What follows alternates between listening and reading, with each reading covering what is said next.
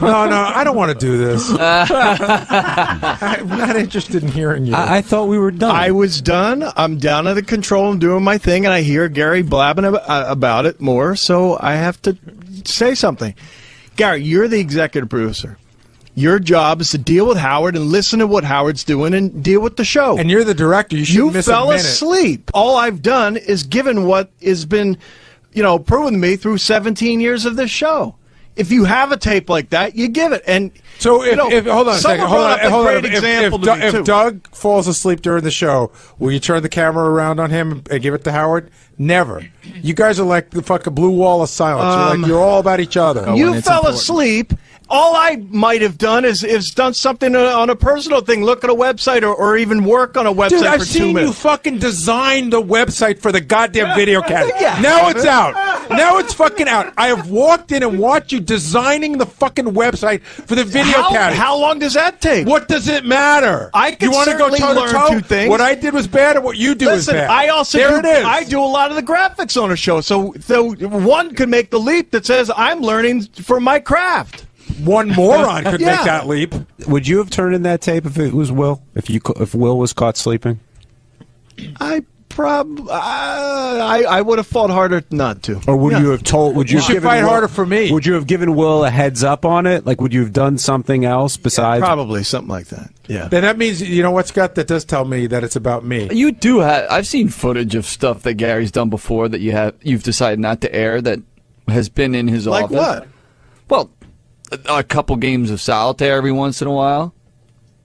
Well, I don't know that. That's not true because I could tell you the only reason I know that's not true is because they can't get that from that camera. Scott's lying. That camera's not on my. What? Do you know something, Jason? I know something. I've seen it. What? What? Wait, everyone here is like beating around the bush. What are you guys talking? What are you guys talking about? Yeah, Jason, what are you talking about? Everyone's shaking their head no, so all right, fine, I won't say it. But Scott or somebody back there listen, I have has a nothing montage to do. of Gary doing some things in his office. I'll leave it at that. If you know that there's something out there, which you clearly do, because you can't stop laughing, then isn't he responsible? Will knew that. Will's the first. Will's the one telling you about it. You are the lowest He's the only one who said he saw something. You're so and low. yet I'm the guy. You're so disgusting. How is it towards me? You're a lowlife. We said you're the lowest of the low. You really are. How could you have no integrity? You're soulless. I don't even know what we're talking about right now. I know what we're talking about. You're fucking soulless. What did you do? I don't know. I don't know well, what then? But it wouldn't matter. If I'm picking my nose, cutting my nails, it doesn't matter what the fuck I'm doing because you're a soulless shit that would let people spread it around. Well, a lot of fireworks. I was getting emails from Gary. I was getting emails from Scott DePace. It's just blowing up out of proportion, and I got to now deal with it. What? Well, it's just blowing up out of proportion. People's feelings are getting hurt. So, blood is being let now. Yeah. So, forget it. But I've been brought into it. Burson, you're on the air in Alberta, Canada. Good morning. Welcome to the show. I believe this man is calling live from the Gulf of Mexico. You can hear the waves behind him. He is trying cleaning, to get the oil out of the water. He is cleaning a pelican as we speak. Well, I think he's working that vacuum that Kevin Costner developed. Absolutely, Rob. I wasn't allowed to say it, but now that you've blown the lid off it, the noise you hear is the actual vacuum that Kevin Costner's brother developed, and he is now pumping oil out of the Gulf as we speak. Thank you. Yes, Burson. How's the vacuuming going? Oh, it's great. Sorry about the phone, first off. Yes. I love the show, and the best of the week shouldn't be your guys' show. It should be the wrap-up show, because that is the most amazing thing happening right now, because even Will, I congratulate Will for bringing it back to a head, bringing up some infamous tape that's out there, and that should be... Yeah, well, that's what Gary called me about, and I can't blame him for being upset. Oh, no. Yeah. He can be upset all he wants. It's impossible to do his job and keep private things private when he's got a camera on him and that he doesn't know that people are taping, and Yeah, no, it's good radio. All right, Burson, thank you. Yep. That's Burson driving truck up in Alberta, but, you know, the connection not so great. No. Anyway, let me tackle one topic at a time. I'm all over the place. Yeah, the wrap-up show has gotten very heated up, and, you know, I don't even know how to resolve it at this point, other than I said to Gary, enough then, so change the topic. If you guys keep talking and going over it and over and over it. But new details keep coming Well, out. that's right. That's right. They do. More offenses or betrayals. You don't even know. So I get an email from Scott DePace, who's now upset. He's upset. During the wrap-up show yesterday, now I understand. I didn't even know what Scott was really telling me. He sent me a picture of the radio while they were discussing it. Scott goes, Jason put up a poll whether or not Scott sucks. Oh. Now, I didn't know what he meant by a poll. I thought he meant... That's not it at all. Yeah, what is it? I don't even know what you were complaining about. The PDT is what on your radio it says. Yeah, but someone took a poll. Well, that has nothing to do with what I'm talking about. But that's what you wrote me. No, what I said was, shouldn't it be up to the audience to decide whether I suck or not? Jason wrote up DePace sucks as the PDT. Oh. Yes, okay, all right, now I understand. Now I'm starting. I didn't listen. I didn't know what the fuck you were talking about. And Howard, that was during the regular show, not during the wrap-up show. Right. And now they're telling me the replay. Okay. Well, I happen to agree with Scott that, to put up DePace sucks is an editorial comment from... Did you put a question mark next to DePace sucks, or did you... No, but it also wasn't an editorial comment. I mean, it seemed editorial. First of all, the thing was DePace sucks while Gary sleeps.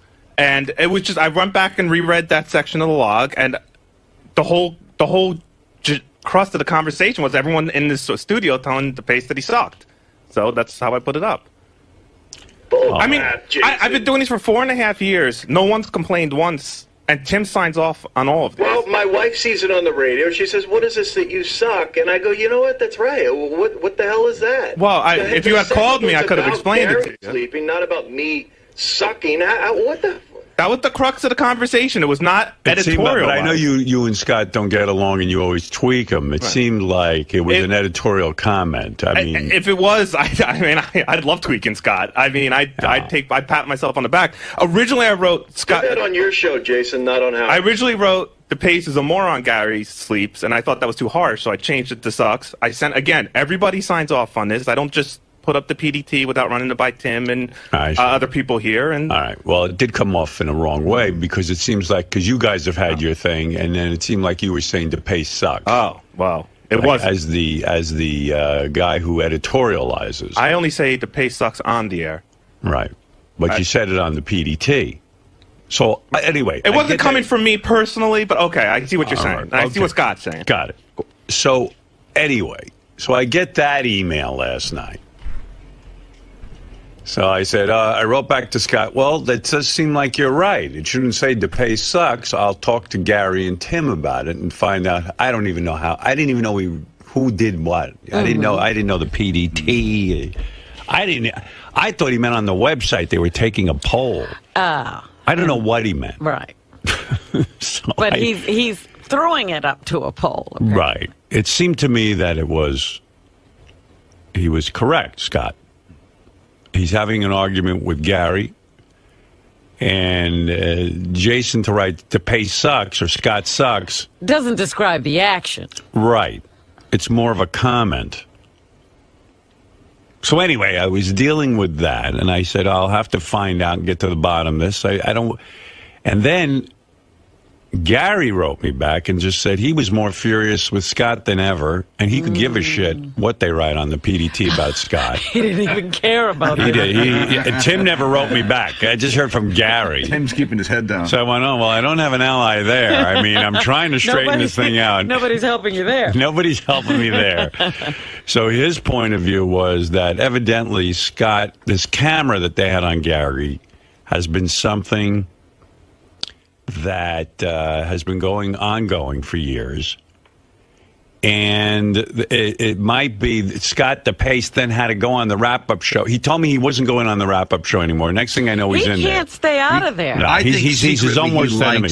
Well, he does. I can't sit back and let them talk about me like that. You like it. It's so frustrating to hear them saying this crap that's just not true. Well, you told me you weren't going in there. And I hate it. I hate that I do, but I can't sit back.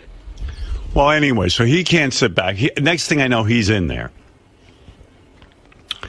And the two of them are going at it again. And then DePace, in another brilliant move, tells Gary that they've had a reel of stuff about Gary, and they've witnessed many private moments of Gary's, and that they all sit and look at it. They talked about private moments that they've witnessed. And again, when he was saying it on the air yesterday, I'm thinking to myself, my God, any human would have turned off the camera because that's not for you guys to see, and the camera shouldn't be in there. And instead, they're sitting there and watching stuff that they know they shouldn't be looking at. Why did you admit that? Can I explain this? Why did you admit that? I'll tell you what happened. You got caught up again. I'll tell you what happened. I heard what happened. No, well, you just got it wrong, what you said. I just listened to it. There is no reel that I know of that I've ever seen in my life. On the life of my kids. But Scott, what about the stuff where you talked about how our agent came in? And exactly. Now let me get to that, Gary. Okay, first of all, I want to point out to everyone there is no audio in that room. We have no audio. So all it is a camera talking. That's first. Second of all, a live camera's on all the time. Right. I have a monitor as well as monitors for all the cameras in here. Right. Now, on that particular day, your agent had went into Gary's office. I saw that. Someone else pointed it out as well. I said, you know what, guys, we can't be looking at that. And I shut the monitor off. Right. And that was that. So all in all, I saw Don was here in the building. That was it. Right. And I could have saw that if I saw him in the hall. But you saw him in my office, and why would you bring that up to hold over my head yesterday? I did not bring it up to... Hold on. Scott said, hey, Gary, I've seen a lot of things that I haven't talked about on the air. No, that's not what I was talking about. That's what you did say. I just listened to the clip. What I was talking about is Doug said that he didn't know that this deal existed between Gary and I, and I'm saying that's bullshit. And I was using that as an example to show how Doug said we can't, look at that or whatever. So anyway, this thing is going on and on and on. So I said to Gary this morning, why don't you just drop the topic? It's enough already. And he said, no, he recognizes that. I don't know. What did you say? I don't even remember what you said. You can't just drop the topic because it looks bad to the audience. I can talk. Listen, it's not talking about it that's bothering me. It's the fact that it happened. And so it'll just die the way, it'll just go its natural death. For us to just stop talking about it wouldn't be the way we do the show. But well, Gary, so that you know, man, I never had anything to do with making a display of your camera. I never showed anyone anything. I don't have anything to do with this. And for you to put the anger at me is just bullshit. It's a live camera. There's a monitor in front of me. For me not to have seen it, what do you want me to do? Somehow put a block in my eye that shows that monitor? You didn't mention yesterday that you shut it off. That's a new wrinkle that you slept on. Fine. Whatever, man. It's the truth. So... I don't know what's the truth from you anymore. That's the truth for me. Of course, for me, but everyone else, the truth is exactly like it is, right? You trust everyone but me. You've got misplaced anger is what you have. Thanks to you, you've managed to take your good friend Doug Goodstein down with you, because, I'm mad at him now, too, but you worked really hard to get there. So what did Will do? How about Will bringing it up yesterday? Why would Will bring that up? Will brought this whole other thing up. I can't deal with you because you're not a responsible person. You don't, yeah. Because I'm not going to take the whole ship. I'm not going to... Dude, it's not me. You won't take... Of course, nothing's you. You won't take any portion of it. Don't pull me into an office ever again, you piece of shit. Yeah. I don't want to be in an office with you, you piece of shit. You pull me in and you go... To try to make up for this stuff. All you wanted to do was, again, explain to me how it's not your fault, my anger's misdirected. Could I please forgive you so you can feel better about yourself? From day one, Gary, I've accepted my piece of this. And that's it. I'm not accepting all of it, what you want me to do. Let's do an audience poll and see if they think you've accepted it. Dude, all the polls that I've seen, by the way, are on my side. So, whatever. Take a poll, whatever you want. What polls? There's a couple that I've been informed of on Stern Fan Network that are on my side. Whatever, man. There is a CNN poll going on. Wolf Blitzer. Yeah, Wolf Blitzer took one. Last night I saw that. Well, look, anyway. The camera's gone. If Gary would accept... You know what? Here's the deal. It's gone forever now, so don't bother with the box. Okay. There's no obligation on my end to have a camera on me. Okay, sure. That was saves us $1,500. What $1,500? I was going to have to buy a box. And by the way, there is no box here. It's gone. It's missing. I don't even know what anyone's saying. I don't either. There's a device that will allow, when Gary hits his mic to you, it would trigger his camera so that we then could see it for a certain amount of time. And that device was made, wasn't ever hooked up. That's why this whole problem happened. Yeah, well, and now that's Gary easy to hook up, and that's what you should have on. Yeah, well, we need to buy a box, and so buy the box. And that's what you should have done 4 years ago. That's right. And I told Gary, you shouldn't allow that. If he had come to me, I would have said, they can buy a box and do it the right way. You shouldn't have a camera on you 24 hours a day. I wouldn't allow that on me. I go in my office just to see what I'm doing in there. Picking my ass, pick my nose, sleeping. I sleep nonstop back there. I put in an hour yesterday of work back there sleeping. But there could easily be a tape of everything that goes on in here because these cameras are never off. By the way, Gary, a lot of the interns are very loud lately when I'm sleeping. Oh, really? Yeah. There's a lot of giggling. I'll make a note of that. A lot of laughing women back there. First, I thought it was you laughing because you usually have a loud laugh. I wasn't but it wasn't you. I was coming out and looking for you, and then I saw you weren't there. It wasn't you. I said, I said to JD, who is that laughing? Who is doing Robin's laugh? Oh. And JD said, no, it's some of the girls are having fun. So no fun around here. That's right. Let's put a stop to that. Right. No more fun. When I leave, there should be fun. It's just I'm very sensitive about a woman's laugh. Whenever I hear a woman's laugh, I assume they're laughing at me. All right? Triggers something. Reminds you. Reminds me of my earlier days. Your adolescence. Yeah. I left here yesterday. That was going on. And when I got a note from Scott, and he wants the PDT fixed. Look, it was just something my wife called me and said, what is this on here? You suck. And I go, I have no idea. And I turned my radio on. So I said to Gary, what's going on with it? He didn't want it. He was happy. Yeah. Well, that's why. And Howard, normally I wouldn't have even went to you, but I realized he wasn't going to be my friend in this, so I had to just. No way. Forget it, friend. Let's be honest. I didn't say anything about the PDT. No, you didn't. I just said, I'm so furious. I didn't say good or bad or otherwise. That's true. That is right. I just knew Gary was the wrong guy to discuss it with. Well, what did we do about this? Now, I mean, I guess it has to work itself out because these two are angry with each other. I'm not mad with Gary. Hold it. I was talking to Howard. Sorry, Robin. The last thing I want is someone else to not like me now. Yeah, well, I don't know what to do. We won't be able to see Gary anymore when we're talking to him. No, we'll see Gary, but he's got to put the box in. No, he said he doesn't want a box. Oh, you don't want a box, Gary? I don't think so, Howard. I mean, unless you say you really need it. I don't see how you're going to do the TV show if I can't see Gary. In other words, then he's got to walk in here each time? I want to have the ability to turn it on and shut it off. Well, that's the box. And shut it off as well. Oh. But you don't want that, because what if you forget to shut it off, and then we're back in the same boat? Or forget to turn it on. That's right. That's why a timer always worked well. You want an automatic turn-off. We had a 5-minute timer. Let's make it a 3-minute timer. Okay? Whatever you want, Gary. Well, why don't you just make it like a 10-second timer after he hits the button off? A lot of times, if he's not talking to you and you're still talking about him, I want to see him. So, 2 minutes. 2 minutes. 2-minute timer. Okay, that'll be restrictive. Why don't you just make a box that if he takes a nap, it automatically shuts off? Best solution. A nap switch.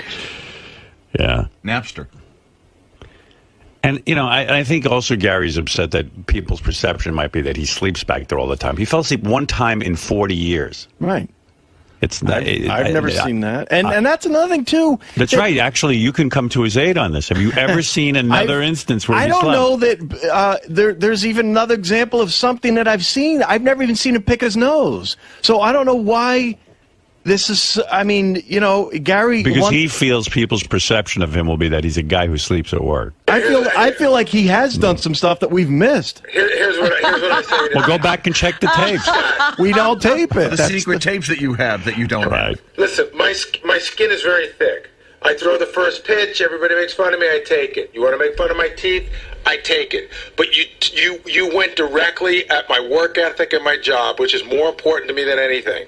And you consciously went after it, and then you said you were willing to take the hit, and now you're not willing to take the hit. No, I've always been willing to take my part of the hit. Yep. And by the way, I'd also like to point out that work ethic exactly is what angered me about a lot of the arguments that happened here, and you had no problem with that. So that is what I was saying about you. Wait a second. You see, that's where you screw up. But I don't. Listen, you had a camera on the guy. You were part of a pact that you made with Gary. Accept it and leave it alone. No, you go. Around here, everybody makes fun of my work ethic. He just made a comment that because I attacked his work ethic, that's why it hurts. You didn't attack his work ethic. You took a tape and you taped a camera. I didn't, by the way. But go ahead. All right, but you guys, and you were part of this pact. You understand why he's upset? Yeah, and I've said that. You could criticize his work ethic all day, but then you had tape to back it up. That's what he's upset about. Okay. You understand? No. And you made a pact with him that camera would never be recorded, that you would never use it against him. Unless he was on the air. Right. So he's upset. I get that part. And when you start fucking saying it's Goodstein and this one, he knows that. But he just wants Apparently he doesn't, because he does know it. But you're so irritating because you can't just say, yep, I had something to do with this. I'm fucking wrong. Boom. I've said from day one that I had something to do with this. I never denied saying that the when deal... you deny, you always say but. And the but is what gets you in trouble. But it's everyone else, and but it's but. Just shut up and just say, yeah, I did this. Yeah. I did it. I accept my responsibility in this. You came to me with the tape with Doug Goodstein. I said, okay. Oh, Howard, come on. That's sort of disingenuous. That's not disingenuous. That's exactly what happened. You like guys he's going to be angry at you, the star of the show. He is angry with me. Oh, come on. And he has every right to be. Yeah. I'm sure I did the wrong thing. I'm sure you got a scathing email. No, I did the wrong thing. I went to Gary immediately. I said, I did the wrong thing.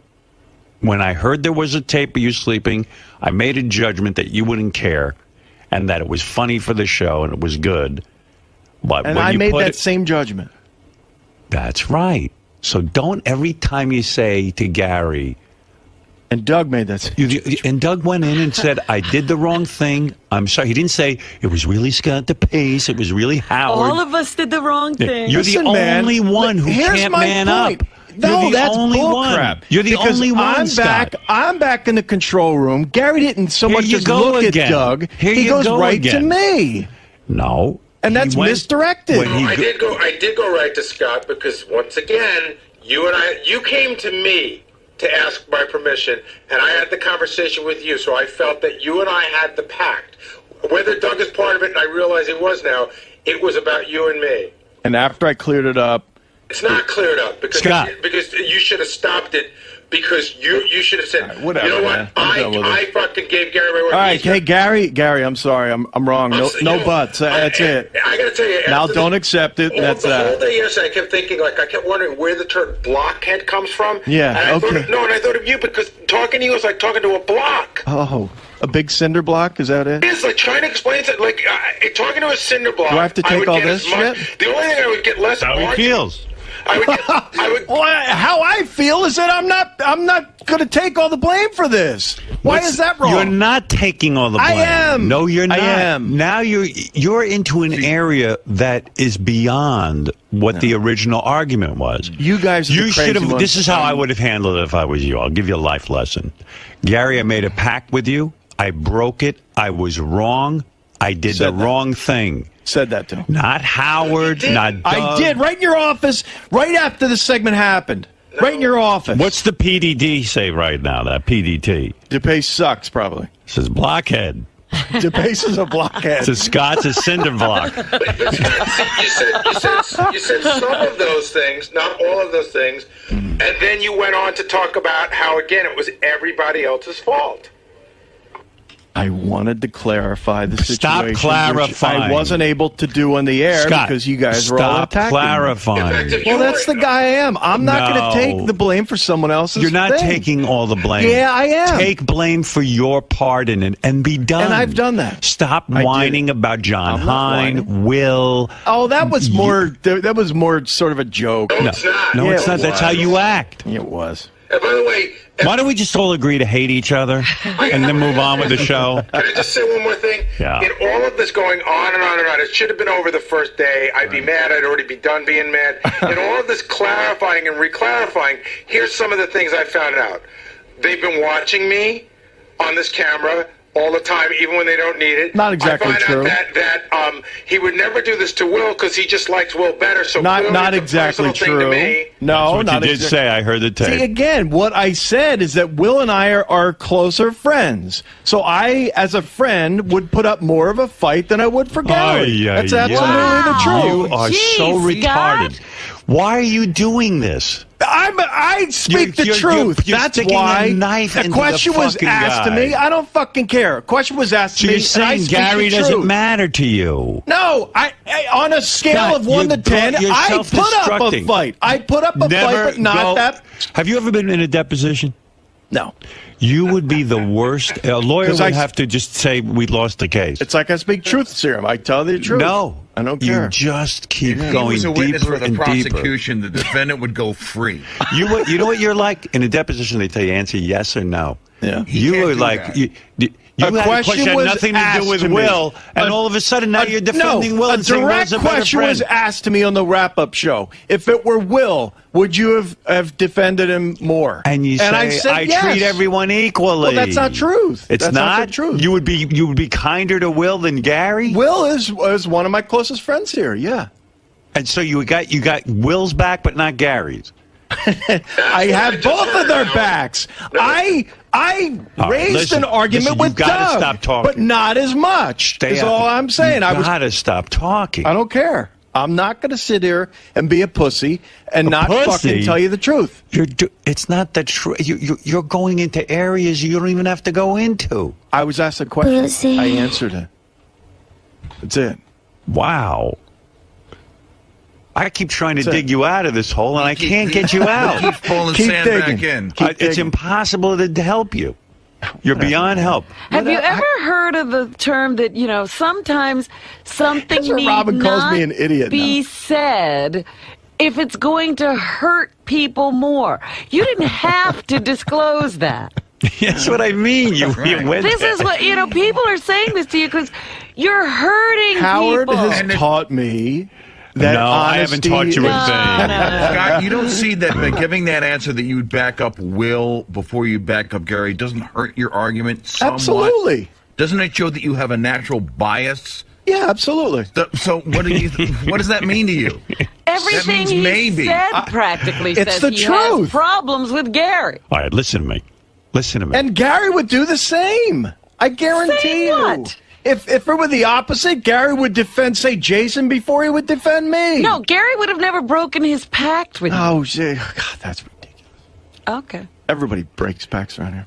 Gary probably would have. Oh, you think? Yeah. Well, then I'm wrong. He would have been both. There's some great tape and of Scott in the face. Just like you would protect Robin before you would protect me. It's obvious. Listen. If I make a pact with Robin or I make a pact with the lowest roach on the planet, I stick to it. That's one thing I do. Now, am I glad I saw the tape of Gary sleeping? So I have to admit I am. So yesterday... And you knew that he had a pact with others. But he didn't have a pact with you. Right, that's right.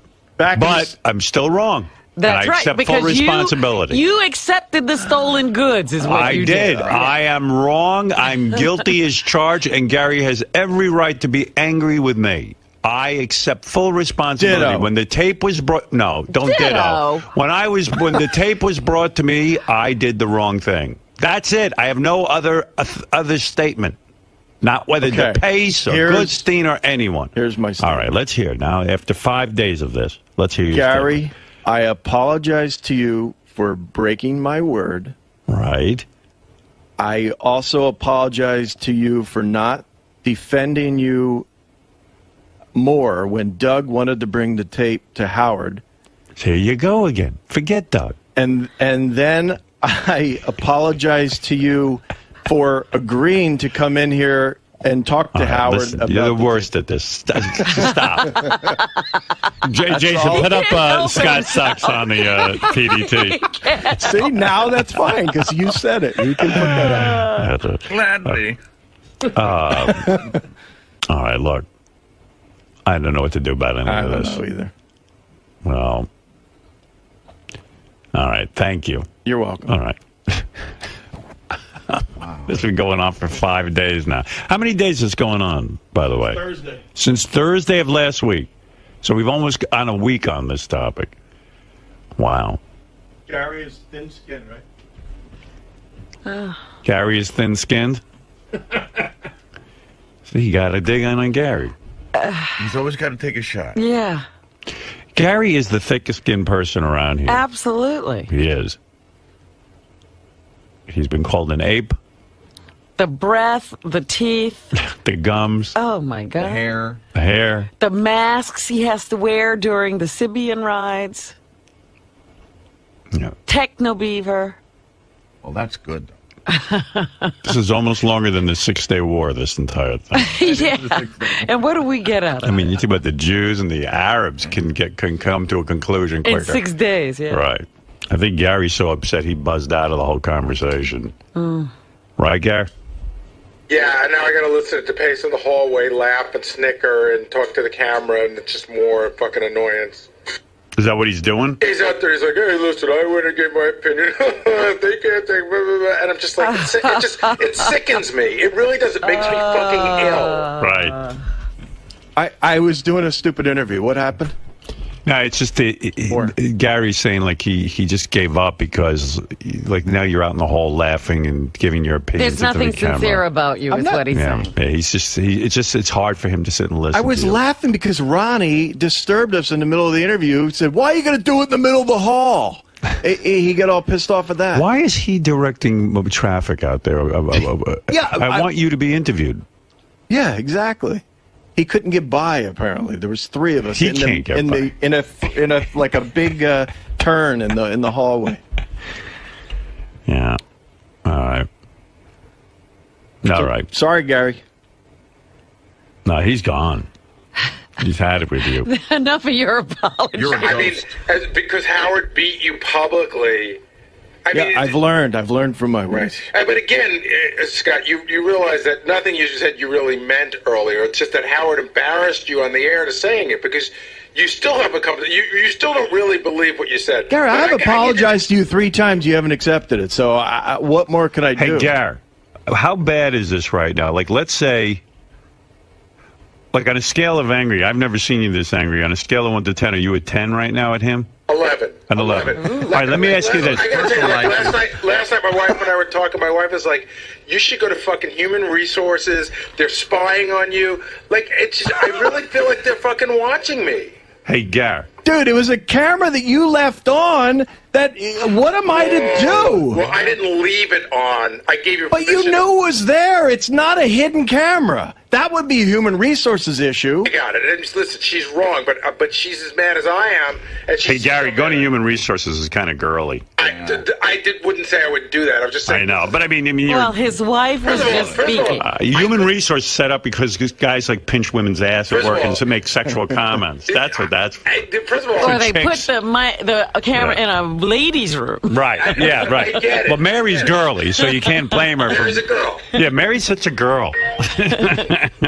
She should man up. Man up. Grow a set of balls. It's also a little girly to write letters to Howard after your wife sees the PDT. That's true too. Look, hey, no, it's not. If If I hear Jason doing a show that's not his show to do, then that pisses me off. All right, hey guys, Gary, I'm trying to understand the level of like annoyance. Are you at the point that if you like had a party at your house and you invited everyone from the show, would you leave him out? Absolutely, but he wouldn't come, which works perfectly. Right, so you wouldn't invite him though. Absolutely not. I'll tell you what, if you invited me, I would come. All right, can I ask you something? I'm not as mad at you as you are. If you saw Scott DePace choking on something, would you deliver the Heimlich or would you tell him to go fuck himself? I would deliver the Heimlich. You would? Oh, so he's not going to die. Yeah, who wants his death on my fucking conscience? All right, let me ask you this. If there was a death in Scott's family, would you go to the funeral? I think Give me the relative. I think only if it's Scott. All right, his wife. I like her. Yeah, but would you go there to comfort him? You know, Scott's going to be there, I think. Yeah. I mean, Scott is. He'll probably be playing golf. Yeah, it depends. You're going to give me a hug? Those kids, they're all right. They're with their grandmother. So I'm there crying. Are you going to hug me? I'll shake your hand. I wouldn't hug you anyway. You wouldn't appreciate a hug. You'd think it's gay. So I'd shake your hand. Let me ask you, here's a question for you. If you have a party, is Doug Goodstein invited? Probably. Jesus. And the other thing, went Howard, wrong I'll here? tell you the weirdest thing. So Scott and I go to the same garage. So yesterday I was like a little bit mad yesterday, and I saw him, and he's like, do you want me to walk into the side of the street? And I sort of did want him to, but I was like, all right, I'll be. Let me see if I can't get past this. But this morning when I drove in, I was like, if I see him, I'm just walking across the street. I won't walk to work with him. Can I ask you one more time now? What changed from today? It was the Don Buchwald thing? Yeah, bringing that up and basically, in essence, throwing it in my face. I don't get that. Like you did me some big favor by not talking about a private meeting you shouldn't have been watching anyway. And I, by the way, I didn't watch it and couldn't hear it, so I don't know what. I get it, but you tried to explain how you're a good guy because there's other things that you've seen that you haven't talked about. So look at what a good guy. No, see again. All that tells me is I don't know watching I don't know how you got that from what I was. Because I heard the tape. You did say that. I was answering a question that Doug had that he didn't know that there was such a deal. So anyway, and So Will you should have would- never so brought that Gary- up. Are you mad at Will for bringing it up? Because Will, in a sense, brought all that up, right? I'm absolutely not mad at Will. You opened the door to all of this. You're unbelievable. No, you opened the door to all of this, and then the other thing, again, the whole thing about like, well, I would never do that to Will. He's my friend, which is basically saying you're not my friend. That's stronger than how I put it. I said It's the same. I defended. conclusion. I told Doug, let's not do it. So why go to his wife's funeral then? Because I like her. Yeah, but she's dead. She's dead. It's only about Scott. What about my Scott funeral? isn't around. What about my funeral? Would you go to Scott's funeral? Oh, you kidding? Tap dance on the coffin. He'd be singing karaoke. You would go to tap dance. Wow. And you guys think this is all rational? Yeah. You're encouraging. No. I get what he's saying. You don't really get it. You're just not seeing it. Yeah. I'm telling you. Too dumb. You better take it's that not dumb. back. It's an emotional thing. Like you're very well guarded. Like you're like kind of defensive, and you're not getting what he's saying. He's not listening to you to hear about what Doug did or what I did or what anyone else did. You're not validating anything that he's saying. Yeah, Even saying he should be angry at Will. Yeah, I mean, who is your friend? You're always deflecting. That's your Will problem. only told him something you guys were up to. You don't know how to make a sincere apology. That's the other thing. Every apology Gary is done with a just smirk. said that he was mad at me yesterday for bringing something else up. Right. And all I'm saying is that Will was the one who brought it up, not me. Yes, but you verified it. Well, oh, Jesus. You said you used it against him. You know what you said? You went, that's right, I'm a good guy. You should see all the things I'm seeing that I don't bring to Howard. It was like a veiled it was, Yeah. and Jason going, they have a whole clip reel. I've seen it, blah, blah, blah, which it doesn't exist. Right. Jason's talking out his ass. Well, I should chain you guys together for 24 No hours way. and videotape it. like Tony Curtis and Somebody's Sidney cutting off Poitier. an arm. Gary, if you saw DePace being raped with a baseball bat, That wouldn't happen, by the way. Well, let's just say it was like... If it's 12 guys holding you down... 12 guys holding you down. And like Gary... He's so manly, he's incapable of being raped. Right. I know it would take more guys to rape me than it would you. Oh, boy. Jesus Christ, he's competitive. Let's see. All right. Let's see who put them in a room. That's the and ultimate we'll see game how show. many guys it takes to get each of them raped. You know how like oddly competitive he is. Like this has been brewing for a couple weeks. You know how oddly competitive he is. He walked up to me about 3 weeks ago, and he just goes, "Bet you my credit score is better than yours." It was a joke. Oh my God! What's the matter with you? It's a joke. I am Why very are you competing on You credit just score? walked up to him out of the because blue? he did a with it- commercial for the credit score company or whatever, and I just said, I wonder, how's your credit score? And he said, perfect. And I go, oh, really? Well, mine's pretty good, too. You said, "I bet you mine is better than yours." Yeah, because you said perfect. I said my All right, credit listen. This is ridiculous. It is. You compete with everyone around here. All right. I'm competitive. That's a good thing in life. Well, you think it's a good thing. About credit scores? Makes you stronger. Yeah. All right, whatever. And how would you determine that? I mean, There's that a your score. credit score is better. I was kind of joking, but there's a number Because you out pay there. you don't have any outstanding debts. Yeah, and Gary's But the they same give way. you a number, Yeah. and he's going to say, my number's better than your number. How much you want to bet? Not a lot, because I've... How much you want to go toe to toe with the guy? How much you want to bet? $5. $5. I don't. It was more of a joke. Hey, Sal and Richard want to come in and see if they can get you into a rape position. All right, go ahead. No. Don't start. I'll punch both of them out. All right, well, anyway. All right, thank you, Scott. You're welcome. And thank you, Gary. Sorry, Gary. No, Gary. I can't even see him now. Because you Right, fuckers... we'll never know what he's thinking. I can't believe that's the one thing, too, out of this. I What? said, make sure he doesn't kill the camera. You go, don't worry. And you let it happen. Listen. Oh, my. I don't... Listen, this is ridiculous. I said, don't He's worry. a sieve. I can't predict Gary's response. He's just a sieve. How can I... Gary doesn't do whatever I say. He doesn't. He's got a In brain. fact, and he kept screaming, you said you'd protect me. You said you'd protect me. He did. Talk about going How am I back on gonna your protect- word. When did I say I protect you? I said I take full responsibility. No, And I said it all along. I said make sure he doesn't, and you go, don't worry. Gary knows that he had a pact with you. I can't. How am I going to protect you from told that? you that. I'm gonna. You know what? I'm a vampire. I'm going to erase that from his brain. How can I protect you? Protect you? What am I, the Godfather? I can't protect you. I'm a guy. I take full responsibility. Yeah. And if you felt really bad, you know what you should do? Well, wait, you if should you- accept punishment. Go wash Gary's feet. Yeah. And lick his bunion. Lick those toes with the fungus on them. By the way, Scott has fungus toes too. Oh, he does. I do have one. Oh, I don't know, you know. both of you. Disgusting. Doesn't look that bad. It's actually all right. Yeah. All right. Thank you. Scott. Yes. So, are you really sorry for what happened? I'm sorry for breaking my word. That's it. But I'm not. I'm not taking all the blame. I will not. I have too much. What's the word? Pride. Pride to do that. I'm not going to sit there and say yes, I was all to blame when my boss was the one who decided to use this, and he has decided not to insert himself into this. So, sorry. And my boss in there, Howard, also decided to use the tape. I'm not going with the argument that it's like giving crack to a crack addict. He decided to use it. He's got some responsibility there as well. And it seemed to pain you to apologize to Gary. No, it doesn't. It doesn't pain me to apologize to Gary for what I did. It pains me to apologize to Gary for what I didn't do.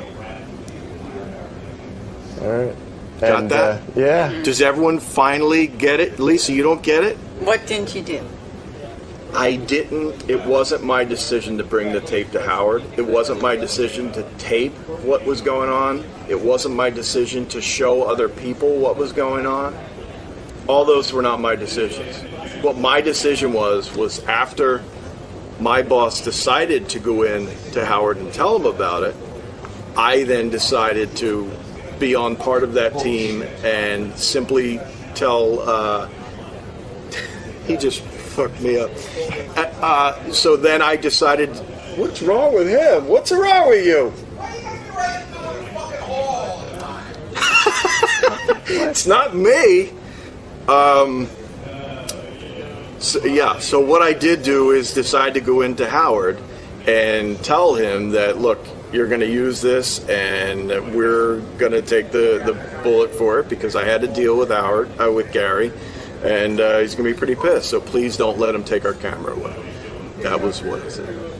Where are they right now with you and DePace? They're nowhere. He said he was sorry, but it didn't seem genuine. It didn't seem genuine. So we're nowhere. You know, he works here and I work here, and we'll see each other. And you know, I mean, you know, we don't need to be. I always laugh because people say the same shit all the time. We don't need to be friends to work together, but we don't. I mean, we can easily not see each other every day for months at a time. You guys never really had that good of a relationship, I guess. Where that's no, okay I actually with you? thought we did. I thought we did. You know, he would come by, stop by. Sometimes he IMs me, cool gadgets he thinks are good. Sometimes he'd stop by and chat with me. We'd walk. You know, we walk to work together. You know, once or twice a week in the morning because we park at the same garage. No, I thought we had a really good relationship. So that's pretty much all over. I mean, I don't know. Never say never, but yeah, I find it hard. I really find it hard to look at him right now. You know, why do you think it's so hard for him to just say, you know, you're right, I had, you know, even though he doesn't want to take full responsibility, for him to say, all right, I had some responsibility in this, I'm sorry. I don't know. I can't explain him. But if he were to just come out and apologize, you think you'd I think at this point, I think at this point we're past that. It's past it, yeah. I think at this point, if you haven't figured out after a week, I would think any apology that he would bring me would be forced. Like Sal's a perfect example. Like Sal does stupid shit, and then he goes home, and his entire family explains to him why he did something stupid, and then he comes in the next day and he apologizes, but he's not really sorry. He just knows that people told him he was wrong, so he must be wrong, but he still doesn't know he's wrong. And you know, it's sort of like if Scott doesn't, he'll never feel wrong, so he'll never really apologize. So you can't make a person feel a certain way. Now, this camera in your office, what's with it now? A 2-minute timer? It's got to be fixed so that when I push the button down, the light goes on, and it's got to go off after 2 minutes. And we've done that before. Like if I push the button down and they still want me on the camera, DePace can say to me in the speaker in the squawk box, "Hit your camera again," and I just hit the button again. Then you got it for another 2 minutes. As easy as that. Well, it will be easy. And you know what?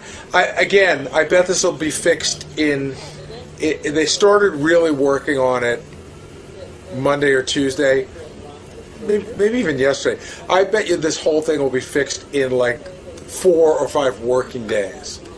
And that, again, makes me angrier because, you know, it's been 4.5 years that he couldn't do it. And, again, he's like, well, the people at Sirius didn't want to get involved, but, you know, it's his job to press. All right, so we're going to come back from vacation and have a new camera. Probably. A new And somebody sent me this from Time Magazine. I wish I knew the date on this magazine. It's really worth getting. I don't read Time Magazine all that much, but it's April 9th, 2001. So this must be last week's Time Magazine. There's a little picture of Larry King kissing his young wife, and they're tonguing each other, and it's really, really difficult to look at. Yeah, exactly. You have to look at that. Did you see that? No, I haven't seen it. It's so gross. She's hot. And he's not even as tall as her, so he's like reaching up, and his lizard tongue is like in her mouth. Like he's on his tippy toes? Yeah, and then there's another disturbing picture of Bob Dylan looking very Vincent van Gogh-ish. Not Vincent Van Gogh. Vincent Price-ish. Excuse me. Vincent Price-ish. Huh? I'm not even sure what Vincent Van Gogh-ish looks like. No, it doesn't have a particular look. Right. But Vincent Price, very... Looks like Vincent Price. Very much in our mind. And then once a week in every magazine is a picture of Courtney Love, like, dressed up like a hooker with part of her nipple sticking out of her dress. Like you know what I mean? Right, they caught it. And looking way more beautiful than you expect her to look. You think? Yeah, well, she's like glamorous, but no one expects her to be glamorous because she's a rock and roll star. Well, that's why I think they show you the breast popping out is because she can't really pull off glamorous. Yeah, here's the cover of J Magazine. There's Courtney Love again with like her breasts almost exposed. She wants to show them to everybody. And there's Larry King kissing the wife. Look at this one. Look at, they got a camera there. See the bottom? Right there. There's Bob Dylan looking like Vincent Price. He looks like a vampire. He's going to suck out her essence. Yeah. So he can bring himself back to life. Yeah, Larry King's got a weird thing. When I watch him on CNN, he like sticks his face into the person's face while he's interviewing him. Yeah. And the coolest thing I ever saw was when Donald Trump, people said, why do you like Donald Trump so much? I'll tell you why. Because Larry was sticking that goat-like face in Trump's face, and Trump goes, you know, your breath is really bad. Could you back off? Yeah, could you back off? That's funny, man. I love that. It's like, hey, dude, you smell. Get out of my face. Get lost. All right, here's a little fun for you, a little radio fun. Here's the band. Gary told me that we should try and guess the band. He says it's somebody we know who plays... it's somebody trying to sound more rock and roll than they normally sound. A little more with it. You know? It didn't sound like the Black Crowes. But I did say Rod Stewart, and they're always accused of sounding like Rod Stewart. I always think of them as the Rolling Stones. Well, I never saw that, but... All right, cool. Well, everybody wants to interview the Black Crowes because of Kate Hudson. We want to actually interview his penis. Chris. I mean, how does he feel about that? You know, he's getting a lot of attention, but it's not for his music. For marrying a hot chick. Hey, you know what? Guys will take it anywhere they can get it. Like yesterday, I was interviewing Tom Green. What was that? Oh, it's the new trend. Oh, sorry, bro. Go ahead, yeah. Oh, is the mic on? There Yeah, go ahead. I'm back here with the tapes. We don't really want to know what you have to say. Greg Fitzsimmons, ladies and gentlemen. What is it, Greg? Oh, you're going to hear it. Yeah. Doesn't matter whether we want to hear him or not. Go ahead, Greg, seriously. It's the new trend. I got to find somebody famous to marry. You got Tom Green. Well, let me tell you something. Yesterday, we were interviewing Tom Green. You're right. And weren't interested before, right? I was never interested in Tom Green until he married Drew Barrymore. Now I got to interview the guy. Yeah. And you know what? And you know he's going to come in and never say a thing about the thing you're interested Drew Barrymore. in. Yeah. But Howard, yesterday... Like, he's crazy and wild, but he ain't going to talk about Drew Barrymore. But yesterday I was a little sad for him because, you know, he sort of got this image of being like this wild, crazy guy. And he came in here and no one's ever going to mess with you. And all you did was ask him about Drew Barrymore for half an hour. I know. You cared nothing about him or his life. Right. I mean, you asked him about his movie. And he wanted to do his little ruse that, you know, because now that they're married, they're going to say they're not married. But we just thought, get out of here with that. Yeah. And you don't give us that. I mean, you had to talk about his movie because you had no choice. Yeah. So you talk about the movie. Oh, that sounds really good. So anyway, where's Drew right now? Is Drew listening? Does Drew let you do this? Oh, did you meet Drew's friends? How long did it take to get her in bed? But you do get interested in a dude if he gets a really cool girlfriend. Well, especially a dude that's not supposed to. Yeah. You know, he's just a goofy guy.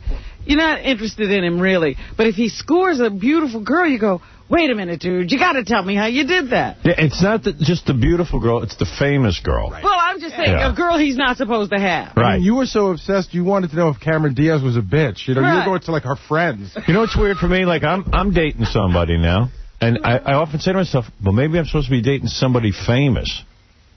Well, she's dating somebody famous. She's dating someone famous. She did it right. I'm like, well, maybe I'm supposed to be dating someone famous because then people want to interview me more. Don't you think two famous people dating, don't you think that would be a huge headache for you? I've done it, so I know. Is your girlfriend Benjamin Bratt? Yes. Yes. No, but I've done it. When I was keeping it on the down low because, I didn't, want the kids to know I was dating and stuff, but now they know everything. I dated some famous people.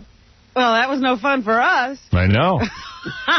What could I do, though? I mean, it was the one time in my life I had to keep quiet. But I dated some. So now you're hooked up, and we're talking. Yeah. Right. What could I tell? That was an interesting period. Yeah, right. What can I say? But it's a big pain in the ass. It's a big headache. You wouldn't want to do that. Do you hear the hum? Yes, I do. I wonder what that is. There's a new hum. I think that's Greg's mic. No, it's not Greg's fault. Greg, can you leave? You see all the problems you got. 10 minutes in. 10 minutes in, you're a pain in the ass. Is that really his mic? I don't know if it's... Let me see. I'll tell you in a minute. Yeah. Oh. Yeah, I heard it as soon as you put it up. Oh. Not your fault, bro. He's just sitting there. They tell him to talk into the mic, but the mic is broken. Right. Talk over that buzz. Yeah. When you were dating somebody famous, was it hard, like, in a sense, like, I don't know, like... Well, the whole thing was difficult because, I was trying to, keep everything quiet.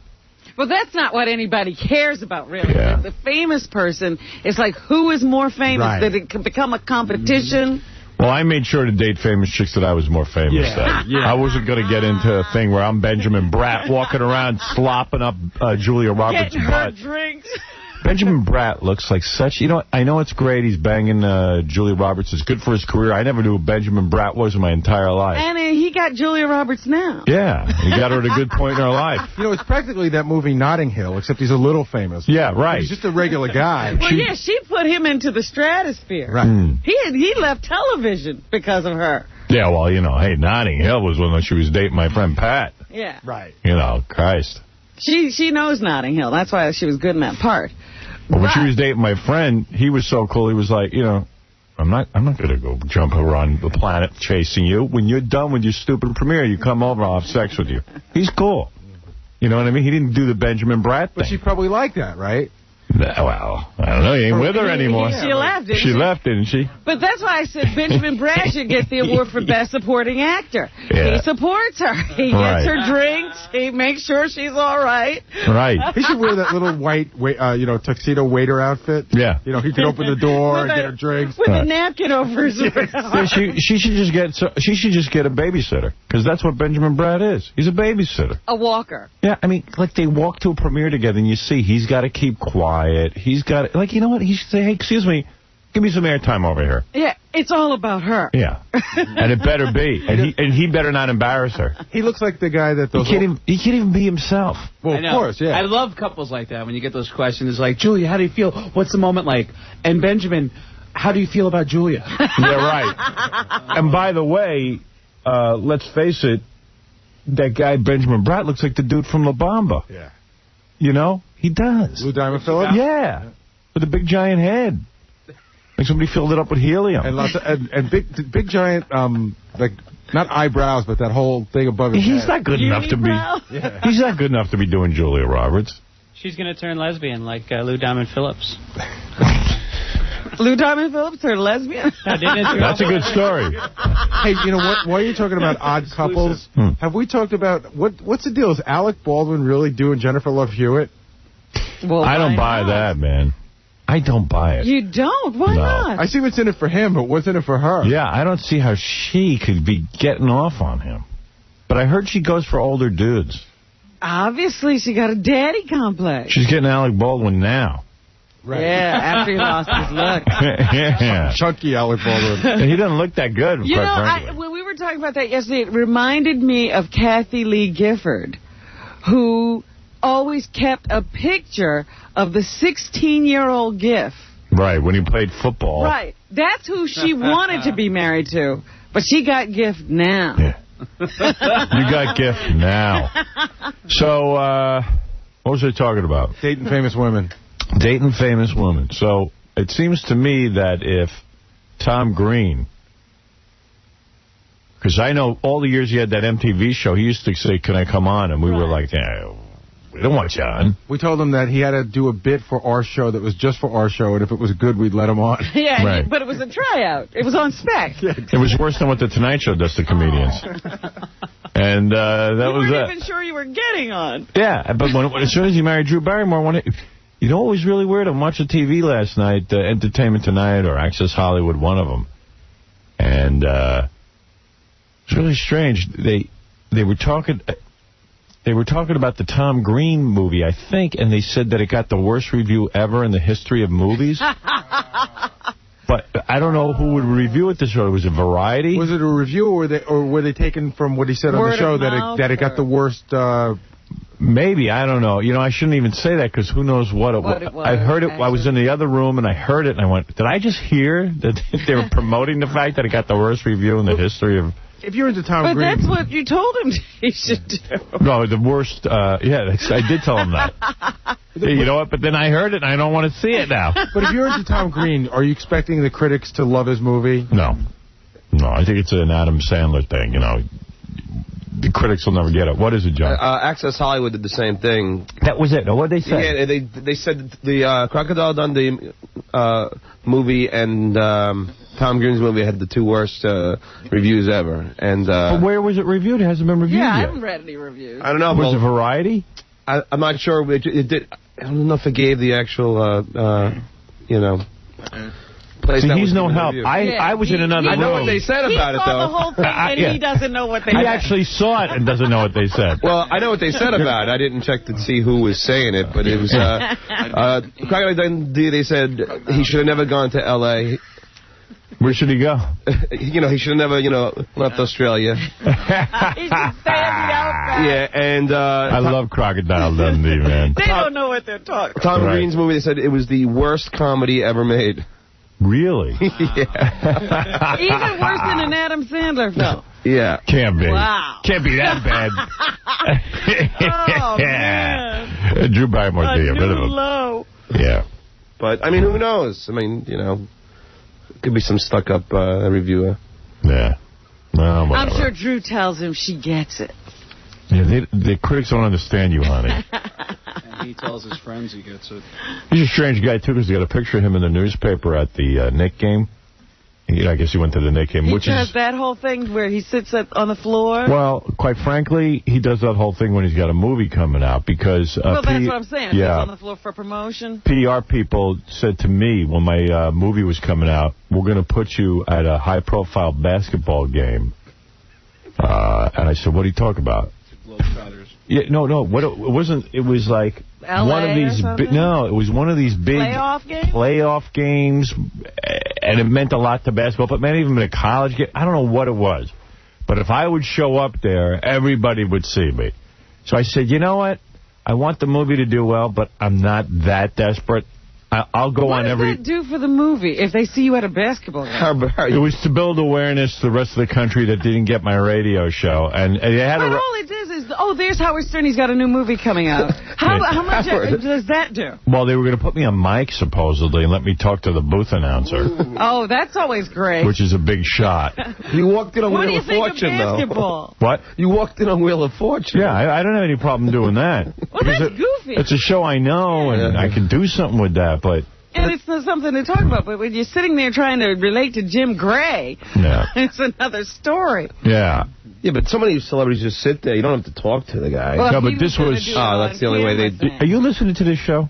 Yeah, but first you said that you could just go and just hang... He doesn't understand us either. No.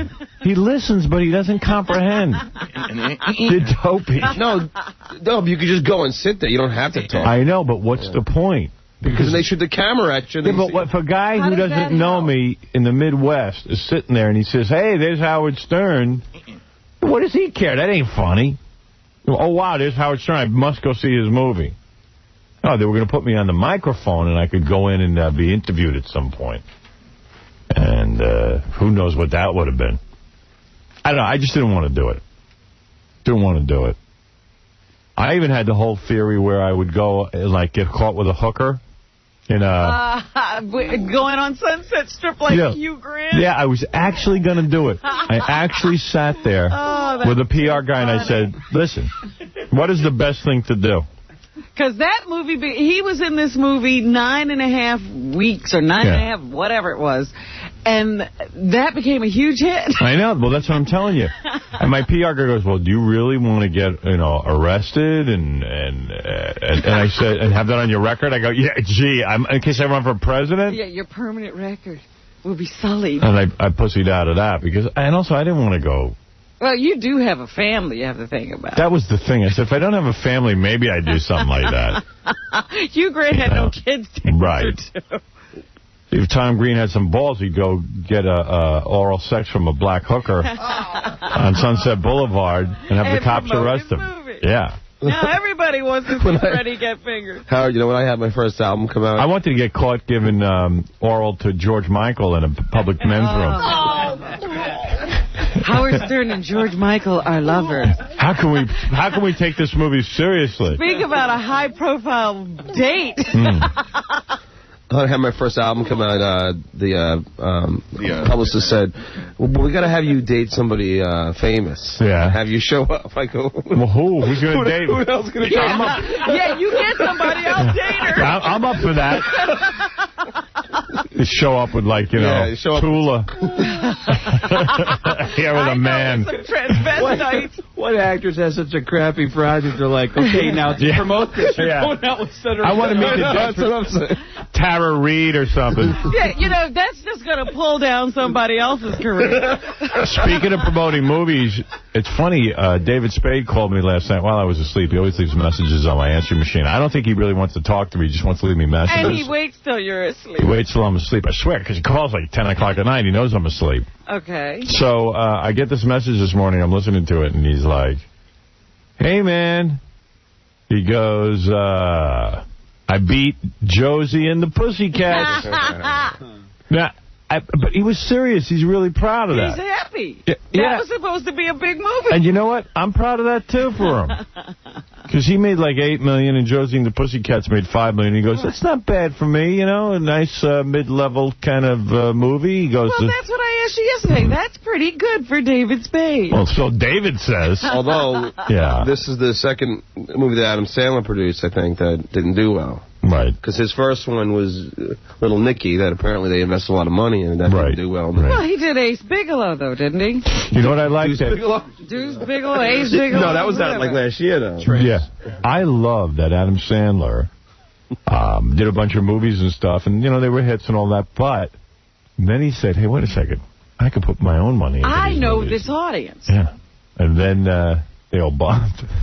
I mean, it's just not fair that he was making that much money. I'm glad that he put it back in to the business. So Spade was putting a spin on that. Hey, he beat Josie. As far as he was concerned, there was only one other movie. There was only one other movie to compete with. Josie and the Pussycats. There weren't any other movies, were there? Yeah, not to mention that he came in fourth, but that doesn't matter. He beat Josie and the Pussycats. He and Josie and the Pussycats were all that was out. That's right. He was number one. Everyone was expecting Josie and the Pussycats to do better than that. I thought it would. I didn't. I mean, I was hoping it wouldn't. I thought it would do. I thought it would be a huge hit. I had no interest in it from the promotional stuff I saw. It was just like that song is so catchy, though. It is. Everybody liked the song. I like that song. Yeah. But you didn't want to see the movie. Yep. Well, no. That's for sure. Hey, we ought to take a break and fix. But you know what? Just about this famous people dating thing. The person we ought to talk to about this is Kid Rock. Did you see who he's with now? Sheryl Crow. He's just doing it. Wait, he's not with James King anymore? No, he dumped her. He knows how to do it. We got to get him on. Yeah. Because I thought I was going to be dating Sheryl Crow. He got her. And he beat me to that. And I bet she's not staying a long time. Nah. Sheryl Crow's a girl you bang for a month. Yeah. Even Sheryl Crow seems to know. Yeah, Sheryl Crow knows Kid Rock ain't going to be in it for the long haul. Yeah. It ain't going to be a marriage. In Sheryl Crow's song, she even sings about leaving her quickly after you get her. Just lie to her. Sheryl Crow doesn't know, but she's one of those chicks you bang for a month and then you dump. No, I'm saying she sings about it. Her song, Lie to Me, is tell me everything I want to hear, then bang me and leave. She's the one that you put on like on your resume, and then so, you know what I mean? I know you don't take me home to your parents. It's all in her songs. Because I wanted to do her. Because when she was in here, she looked good, but she's very short, so I figured I could do her up in the apartment and not bring her out in public. But how old is she? Isn't she a little older? She's a little older, but she looks good. In fact, she was on the VH1 Divas with Aretha Franklin. Yeah. Although standing next to Aretha Franklin, you always look good. Oh, I know where I saw her. I saw her doing a duet with Stevie Nicks. Oh, boy. On the Blockbuster Awards. Right. And they did one of Stevie's new songs, which really Nobody wants sucked. to hear, yeah. No one wants to see Stevie Nicks do new songs to discover herself as a new artist. And there's a woman who should update her look. Yeah. Yeah. Although for a fat chick, it's not a bad look. She's really looking like a witch now. Remember when we saw Stevie Nicks? My heart, because I was in love with her. And when I saw her, I was like, oh, my God. Well, she's a witch. Remember that day? She was really amazing. She's a wicked witch. Oh, but she's huge. Yeah. Well, right? she's a big Remember, girl. Robin? She was big. Her face was blown up. That's what happens to girls, dude. Oh, that's what I told you. That's why I'm pressing the level up on my wife. Wow. He's turning up that knob. No, can you remember that when we were younger, everybody thought Linda Ronstadt was like the hottest thing going? She was. And Stevie Nicks, too. I was madly in love with her, and they are the two hugest women on the earth. Well, anyway, so Sheryl Crow and Stevie... down a little bit. Well, Sheryl Crow and Stevie Nicks go up on stage and start doing a duet, and Sheryl was wearing like a little mini skirt and like some hot shoes, and I tell you, I was sitting there going, damn, I think I could, if I could get out during the week once in a while, maybe I could nail her. I could bang her. She seems like she might bang me for some reason. Like, she looks desperate enough. You know what I mean? like maybe she's the type of celebrity. And then you see Kid Rock move right in. And I'm telling you something. Once Kid Rock does a chick, I ain't going there. Why not? Certain guys, you don't want to go there. Follow? Dennis Rodman, Kid Rock. Yeah, here's the group of guys you don't want to follow. I'll give it to you. Dennis Rodman. Kid Rock. Tommy Lee. Right? Yeah. Magic Johnson. I think there's some guys, when they bang a girl, they stay banged. Yeah. Well, I don't even know if it's that. I think it's just that Kid Rock's been with so many chicks, at least in my mind. Like Fred from Limp Bizkit, you don't want to follow him. Right. No. No, I'm just saying that... I think Fred from Limp Bizkit followed Dennis Rodman. Yeah, he didn't mind. Yeah. But then again, Carmen Electra, like, that's like a one-nighter kind of thing. I don't know about that. Had all three. Who? She got the hat trick. Tommy Lee, Dennis Rodman, and Fred Durst. Did she have Tommy Lee? Right. I didn't know she had Tommy Lee. She was following him around. I don't know whether they did each other. She claims no. At least that's what she's saying. Adults don't hang around to not do each other. I don't know that Tommy Lee's that much of a friend to women that you hang out. You name the guy, I'll tell you whether you want to follow him. Like, okay, here's another guy you don't want to follow. Baba Booey? No. Well, yeah. Like anybody wants to follow you, Marcus Schenkenberg. You don't want to follow You're intimidated by that? No, not intimidated at all. What? I don't feel right about him. I don't want to follow him. I think the word is like disgusted or Larry King. Well, yeah, of course. That you wouldn't even bother with. Yeah. Tom Arnold. But I was talking to you the other day about, like some guys bang a woman and they never forget him. Years after he's gone, they're still talking about him. Right. Like John Lennon. Right. He banged a woman. They all are still talking about him. They're all making a fuss. His wife from 1961 is still carrying on. She's still drawing his picture. Yeah. She's still painting pictures of him. How would you feel if you followed, say, like Ben Stiller? I'd be all right with that. You don't care about Yeah, I don't care about him. Was he there? Yeah, exactly. There were guys you could follow. Yeah. Ron Zimmerman. I don't think I could follow Ron. I'd follow Ron. Patrick Ewing. No.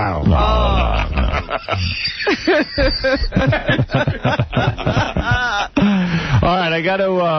Hey, Howard, speaking of, like... I don't think you'd want to follow Pauly Shore either. I think you sleep with a woman who banged Pauly Shore. You don't want to be on that trail. I think you sleep with a woman who banged Pauly Shore and she glows in the dark. What about... Don't even get on the trail. You know, I always thought about it in that way. I mean, I always loved him as a comedian, but Sam. Would you ever follow Sam Kinison? No. Oh, no. Because he would tell you every detail of the disgusting thing. I'll tell you the truth. Like Jess. Right. Yeah. And I used to think, Jessica was hot, and I still do. I think Jessica's a hot girl. She's got a great body, the whole thing. She's a hot girl. Yeah. But when she did Sam, I would never, ever Touch her. Out of respect.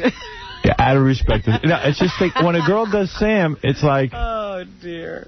Forget about it. It's just I couldn't believe it. It was like the most unbelievable. Yeah, it was just so unappetizing.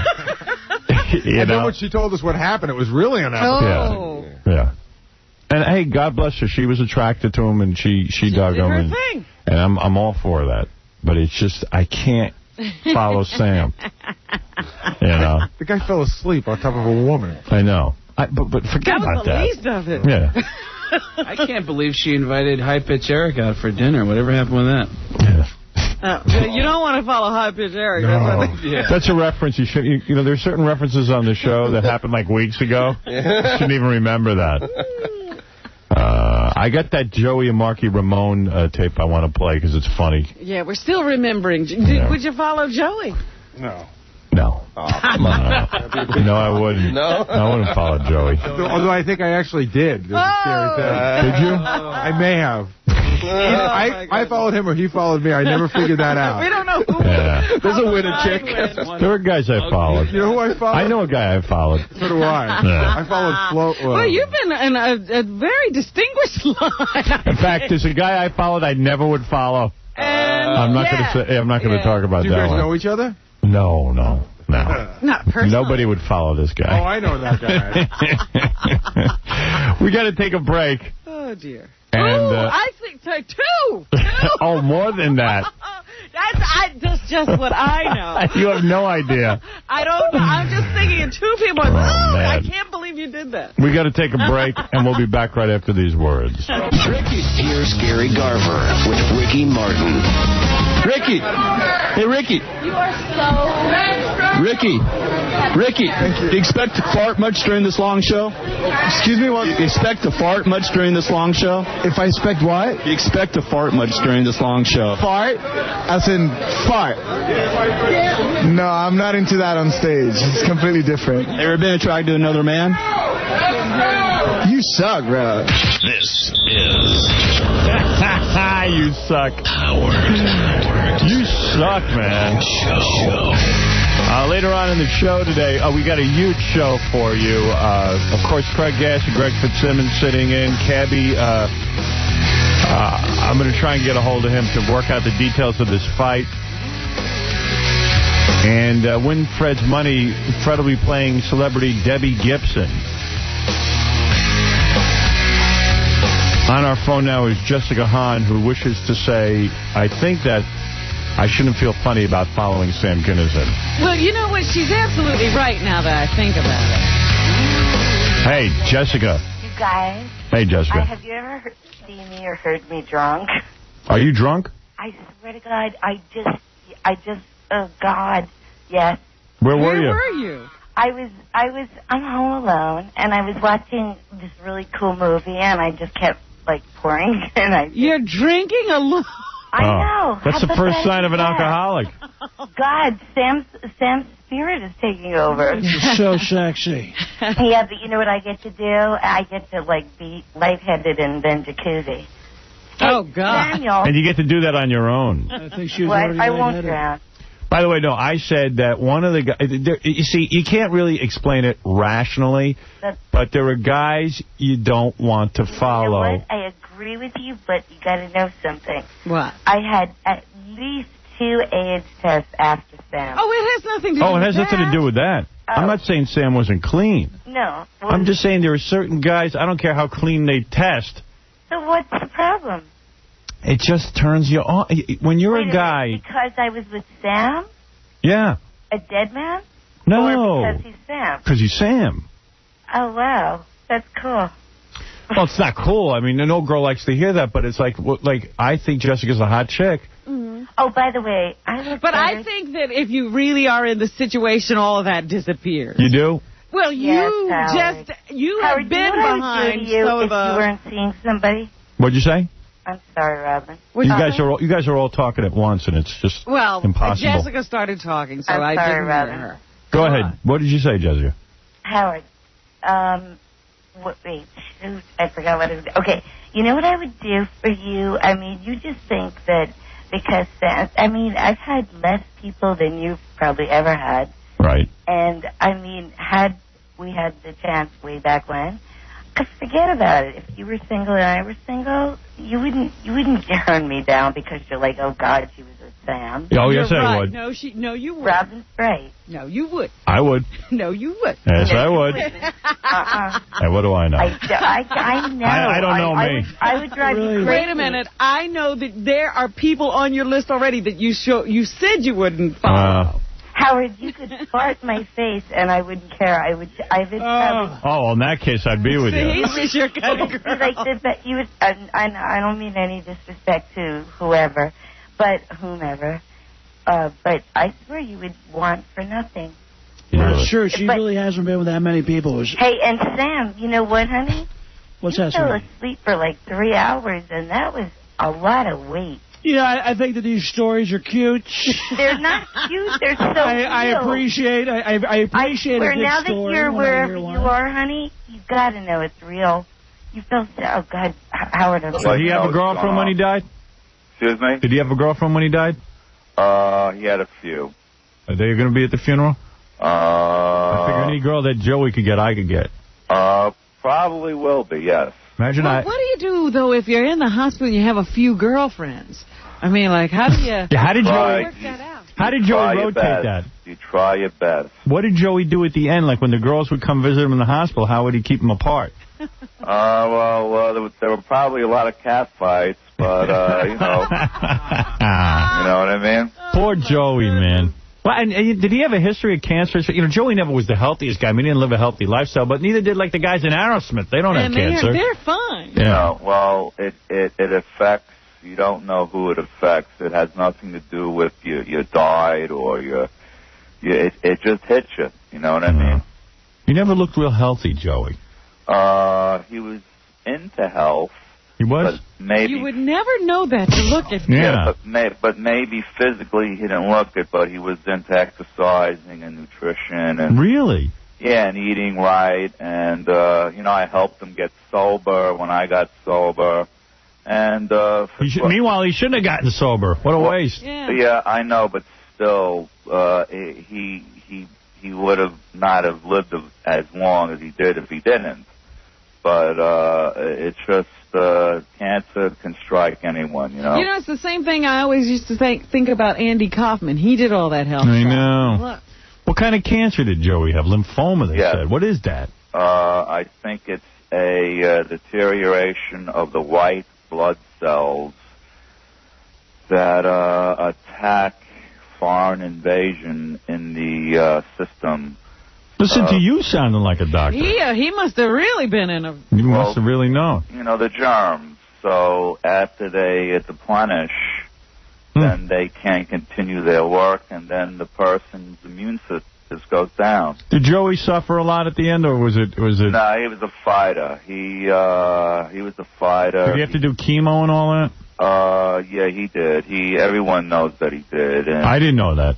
Yeah, and personally, I think that a lot of the hospitals milk you so they can keep you in there. And you felt they knew he was going to go. He didn't even need to do the chemo. I would have went a different route. You know what I mean? What was the route you would have gone? I would have just, I don't know, just sat on a porch somewhere in Florida and just enjoyed yourself. Huh? Well, you know what, though? You got to try. I mean, you know, you want to try, but it's such it's chemo works for some people, but I think there's other ways of a nutritional way to go. You know what I mean? Yeah, I'd have sex until they buried me. You know, you know what I mean? Did Joey have sex at the end? He always had it. He did. He had several girlfriends. God bless him. God bless him. I love Joey Ramone. You know. What are we going to do, man? I'll play a song. I don't know. I played a lot of songs. I know. Yesterday was great. You know. All right. What can I tell you? I'll see you at the funeral. Get word to me. I'll go over there. All right, Howard. And introduce me to some of Joey's girls. All right. I'll see you. Thank you. Okay. Bye, Rob. Bye. That's the great Marky Ramone. Yeah. Who sounds shook up. absolutely. You know, somebody spend that much time with. I'm shook up. I hardly know Joey. See, I imagine I'll get shaken up if you go. Yeah. I hope. You should. I'm a little bit touched. What if Craig Gass goes? I love Joey, but I enjoyed it while he was alive. See, Greg Fitzsimmons had his father die, so he knows about that. Yeah. Your dad died of cancer. No, heart attack. Remember, sudden heart attack. Yeah, but he smoked himself to death. You see, Joey didn't even smoke. See, at least he could say, well, okay, in a way, he smoked. Joey didn't smoke? Yeah, you say, oh, he shouldn't have smoked if he wanted to live, but Joey didn't even smoke. Yeah. Drank a lot. He did. He did a lot of drugs. Yeah, he could have accidentally died at any time. Come on. It's a miracle he lived that long. Yeah, people smoke their whole lives and they don't get it, and then somebody else gets lung cancer. Andy Kaufman, didn't he have lung cancer and he never smoked? Never smoked. Yeah. I don't understand the Andy Kaufman thing. He was so damn healthy. Yeah. But I looked at him and never thought he was a health nut either. You know, he didn't look like a health nut. No, he looked like a nut. There's some chick out there who's been waiting since 6 o'clock in the morning to meet me, but and she's about to cry. But the reason she's here is some company tried to send her in here to get free advertising for her product. So why is she crying? She thought she was going to meet me, but you know what? Tell him to pay for her to stay another day. No, I actually found out the story. You should meet her for just a very quick second. The deal is, it's some orange juice company, right? Yeah. Well, why should we give them a free plug? Let them buy some spots. You know what? I think she'd come in and you don't have to plug. Yeah. And it just so happens that they wanted to send it up with bagels, and her boyfriend owns the bagel company. And she, when he heard that they could send up bagels, she said, I have to go meet Howard. She saw me and she started tearing up. Really? You think she'd cry if she met me? She'll just lose when I almost told her that she wasn't going to get on, she started to cry again. Oh. I mean, I got to... It's 2 minutes of your time. It's never 2 minutes. It's never 2 minutes. All right, so you know what? I'll send her away. And it's fine. Get her on camera crying when you send her away. Send her away and send her cry on camera. Don't let those tears go to waste. Okay. You know what? Let me take a break. We come back, maybe I'll let it... Yeah. Tell her Joey Ramone died. Oh, that means nothing. That means nothing to her. You know, I got to take a break. What? No, I'll tell you off the air. It was about it was so funny because Marky was saying how, he helped Joey get sober. And when I was listening to the tape of those guys, that was one of the big arguments. Who got who sober? Joey goes, you didn't help me get sober. What are you, Mother Teresa? Yeah. You can take credit for that, too? Oh, it's great. We're going to play that tomorrow. Well, Joey can't argue now. Yeah. We're going to take a break, and we'll be right back. I sympathize with him because here he is, the father of America, and he can't come out of the closet. Wanting to... We sell No. Hello. It's not for it's not for that. It's not for that at all. I came up because I just want to meet you. And in the interim, I brought you a present. I don't want a present. Okay. You don't have to give me a present. Why do you want to meet me so bad? Because I love you. Really? Yes. Why? I love everything about you. I've been listening to the show since I'm 19. Everything you said. How old are you now? Do I have to say? Yeah. All right, 34. Jeez, we've been on that long. I love you. I knew you were going to say that. You love me a long time. I knew you were going to say that. All right, what do you want to do? You want to come in and just look at me? I want to come in. I want to talk to you. You see, I don't have a lot of time. I got to get out of here. I know. I just want... I got a meeting. I really want to meet you. Oh, God. All right. Real quick. Just 2 seconds you can come in. Can I bring you the gift? Can I just tears or anything? But you're not crying. You don't want to meet me there. What do you want me to do? Cry. I'm very upset. I really am. I've been here since 6 o'clock this morning. You going to show me those boobies? How about a gangbang? I don't know. I don't think you want to see them. Sure we do. No. All right. Listen, let me just come in. This is... All right, 1 second and come in. I don't even know why I'm doing this. Everybody come. It's easy to get in here. Yeah. You know what? You're right. Let's just send her home. Okay, send her home. No. Hello? Yeah. Hello, please. Okay? I really... Will you get naked and let us throw paper at your ass? No, please, come on. Will you show us at least one boob? Listen. Half a boob. Honey, come on in and say hello real quick. Come on. Thanks. Come on I appreciate it. All right, real quick. Let him come in. By the way, is there going to be a new Buffy anytime this year? Tonight. Oh, for goodness New Buffy sake, the Vampire. They have been in reruns forever. And also that show, Chains of Love, which Tom Noonan keeps calling me. Yeah, this guy's a character. Is it supposed to be any good? I see the reviews are terrible. Well, I got to tell you, this is funny, but here's the broad. What's your name, honey? Come say hello. Hi. Yeah, you're a cute girl. Thank you. What do you want me to say to you?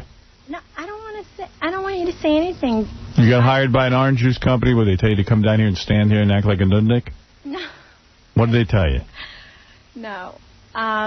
The juice company hired the bagel store to give you a platter of milk. Get close to the microphone. To make a platter up for you, the bagels. Oh, I see. And my boyfriend owns the bagel store, so when they heard K-Rock, I don't care. But why would the juice company hire a bagel store to send us a platter? Because I don't think that's what happened. Yes, I think the juice company's trying to get a promotion. So they hired the bagel store to get bagels with their juice. But the juice place hired her to come down here and promote the juice. Right. Not really. Not. Will you pour the juice down your ass and then you can hang out? How much is she getting paid for that? I'm not getting paid at all. Come on, strip, you slut. So anyway, we met. Nice to meet you. It's very nice to meet you, too. I just wanted to let you know that I'm listening to you since Thank I'm you. 19. That's great. By the way, I'm very complimented. Thank you. No, I really love There's just nothing really to talk to you about. Well, forgive me. Howard. I meet tons of people who say, you got to put me on the show, and I go, why? And they go, well, I'm just so interesting. Right, yeah. No, I'm not saying I'm interesting. I'm just saying that I love your show. Thanks. Howard, there's a big plate of bagels in the green room. Let's get them and chuck it at her. No. Just get out of here. Why are you so angry with women for, man? All right. Can't get it out.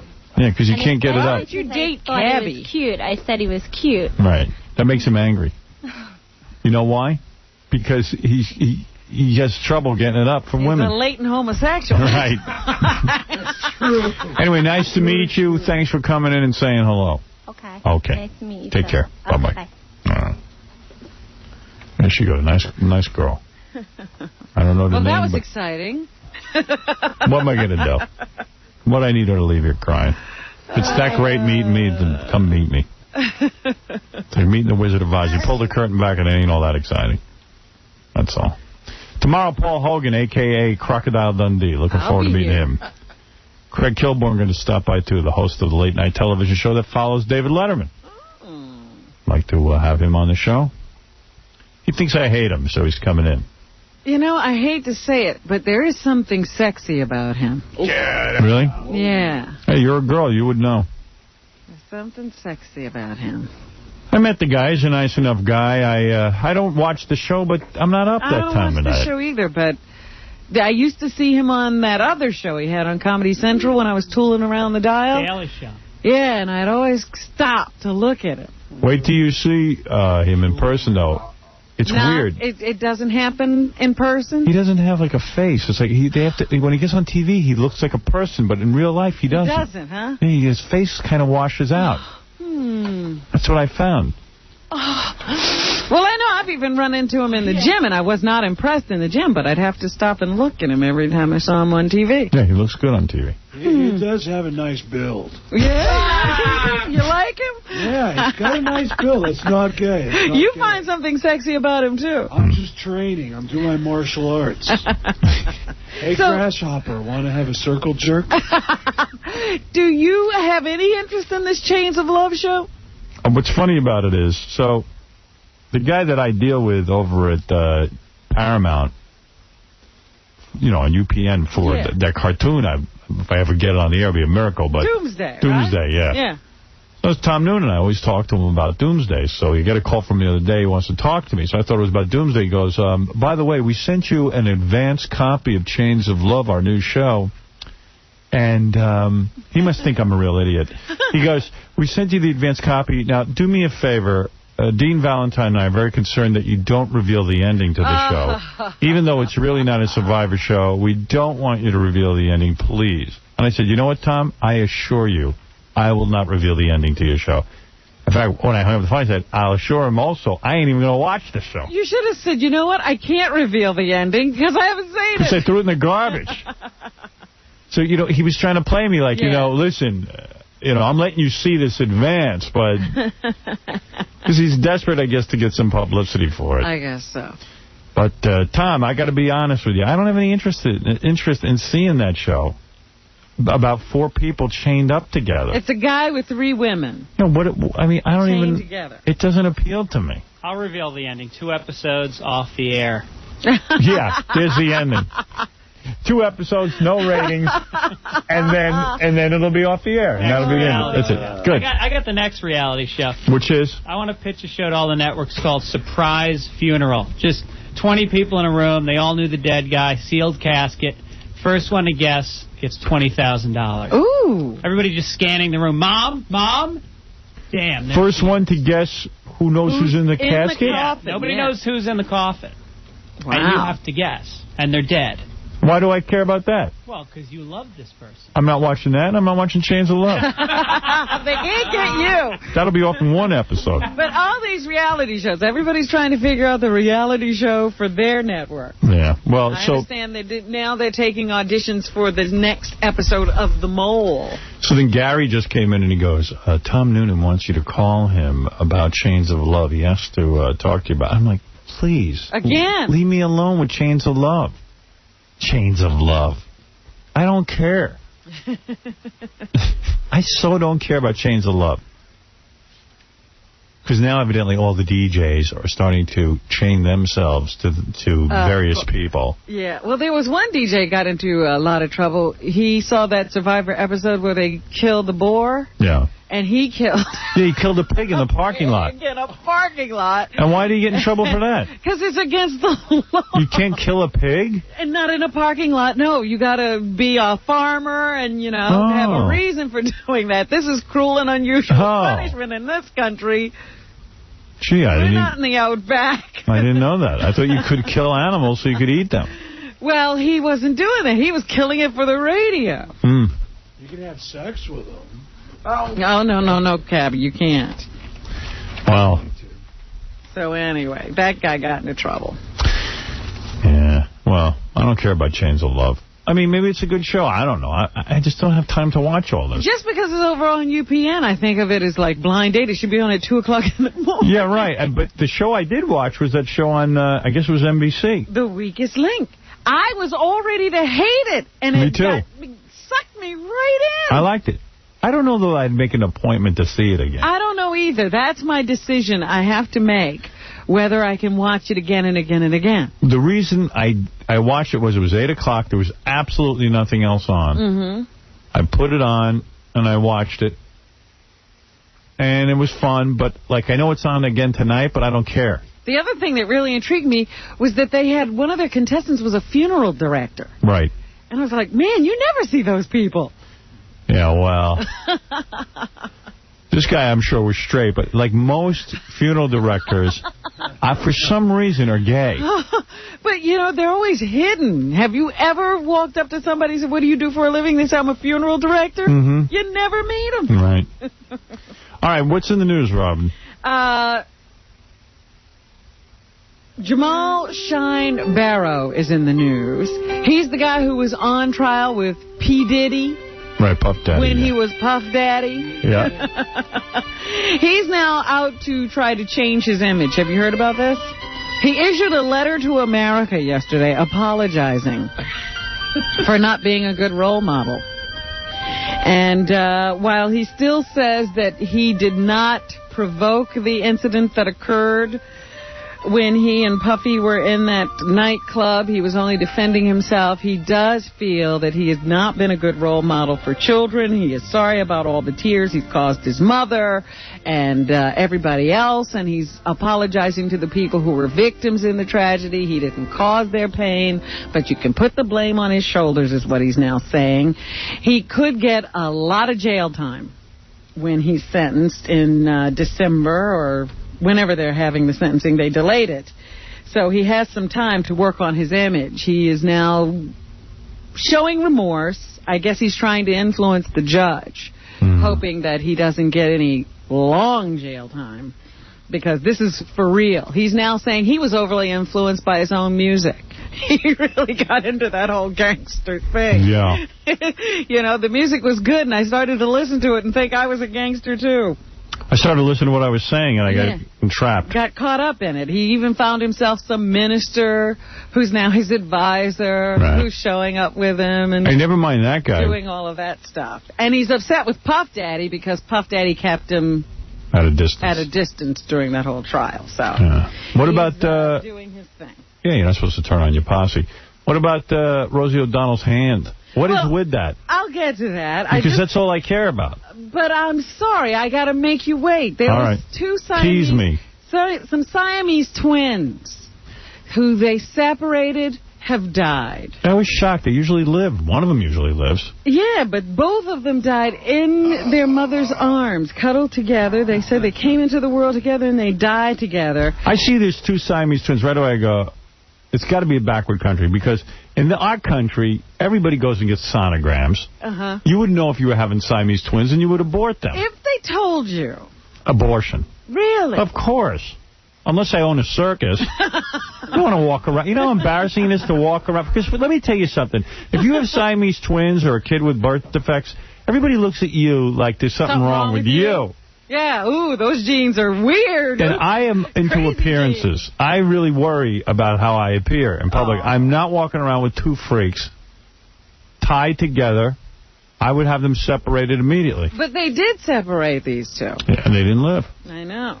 That was the problem. Because imagine everyone's going to goof them. Hey, look, let me see your baby. Oh, and it's you know Howard two babies joined at the head. Howard had Siamese twins. Can you imagine? I mean, and everyone's going to say, you know what? Probably his DNA isn't that good. Well, you heard that show, didn't you? He is messed up. I'm just happy my kids are really straight-A students. And, you know, bright, get high SAT scores. It makes me look smart. You know, I had low SAT. I don't think anything more of you.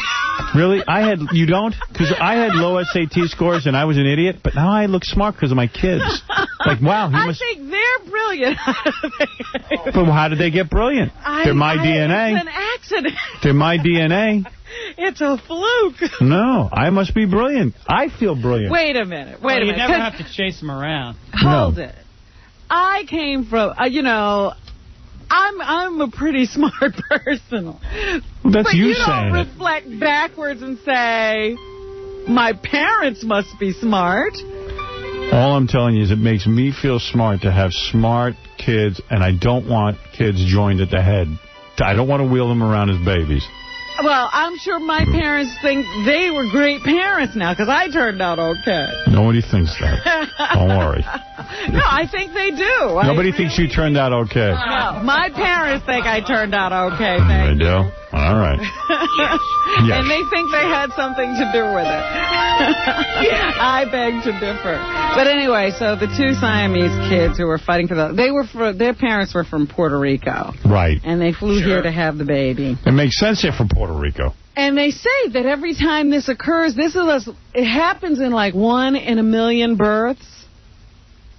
And every time this occurs, they say it's a completely unique situation because they're joined at different areas. Right. Like these kids shared a heart, which is really very difficult to deal with. Right. How do you separate that? They had a 6-chambered heart. A usual heart is 4 chambers. So then you really got a problem, because how do you separate them? Fred has 2 hearts. He's from Mars. Well, one on the left side, one on the right side. He could have been of help in this situation. Take a short break. We'll continue the news right after these words. Well, among the names making news tonight, Howard Stern. Insulting just about everyone on the planet. Mount's best friend, Howard Stern.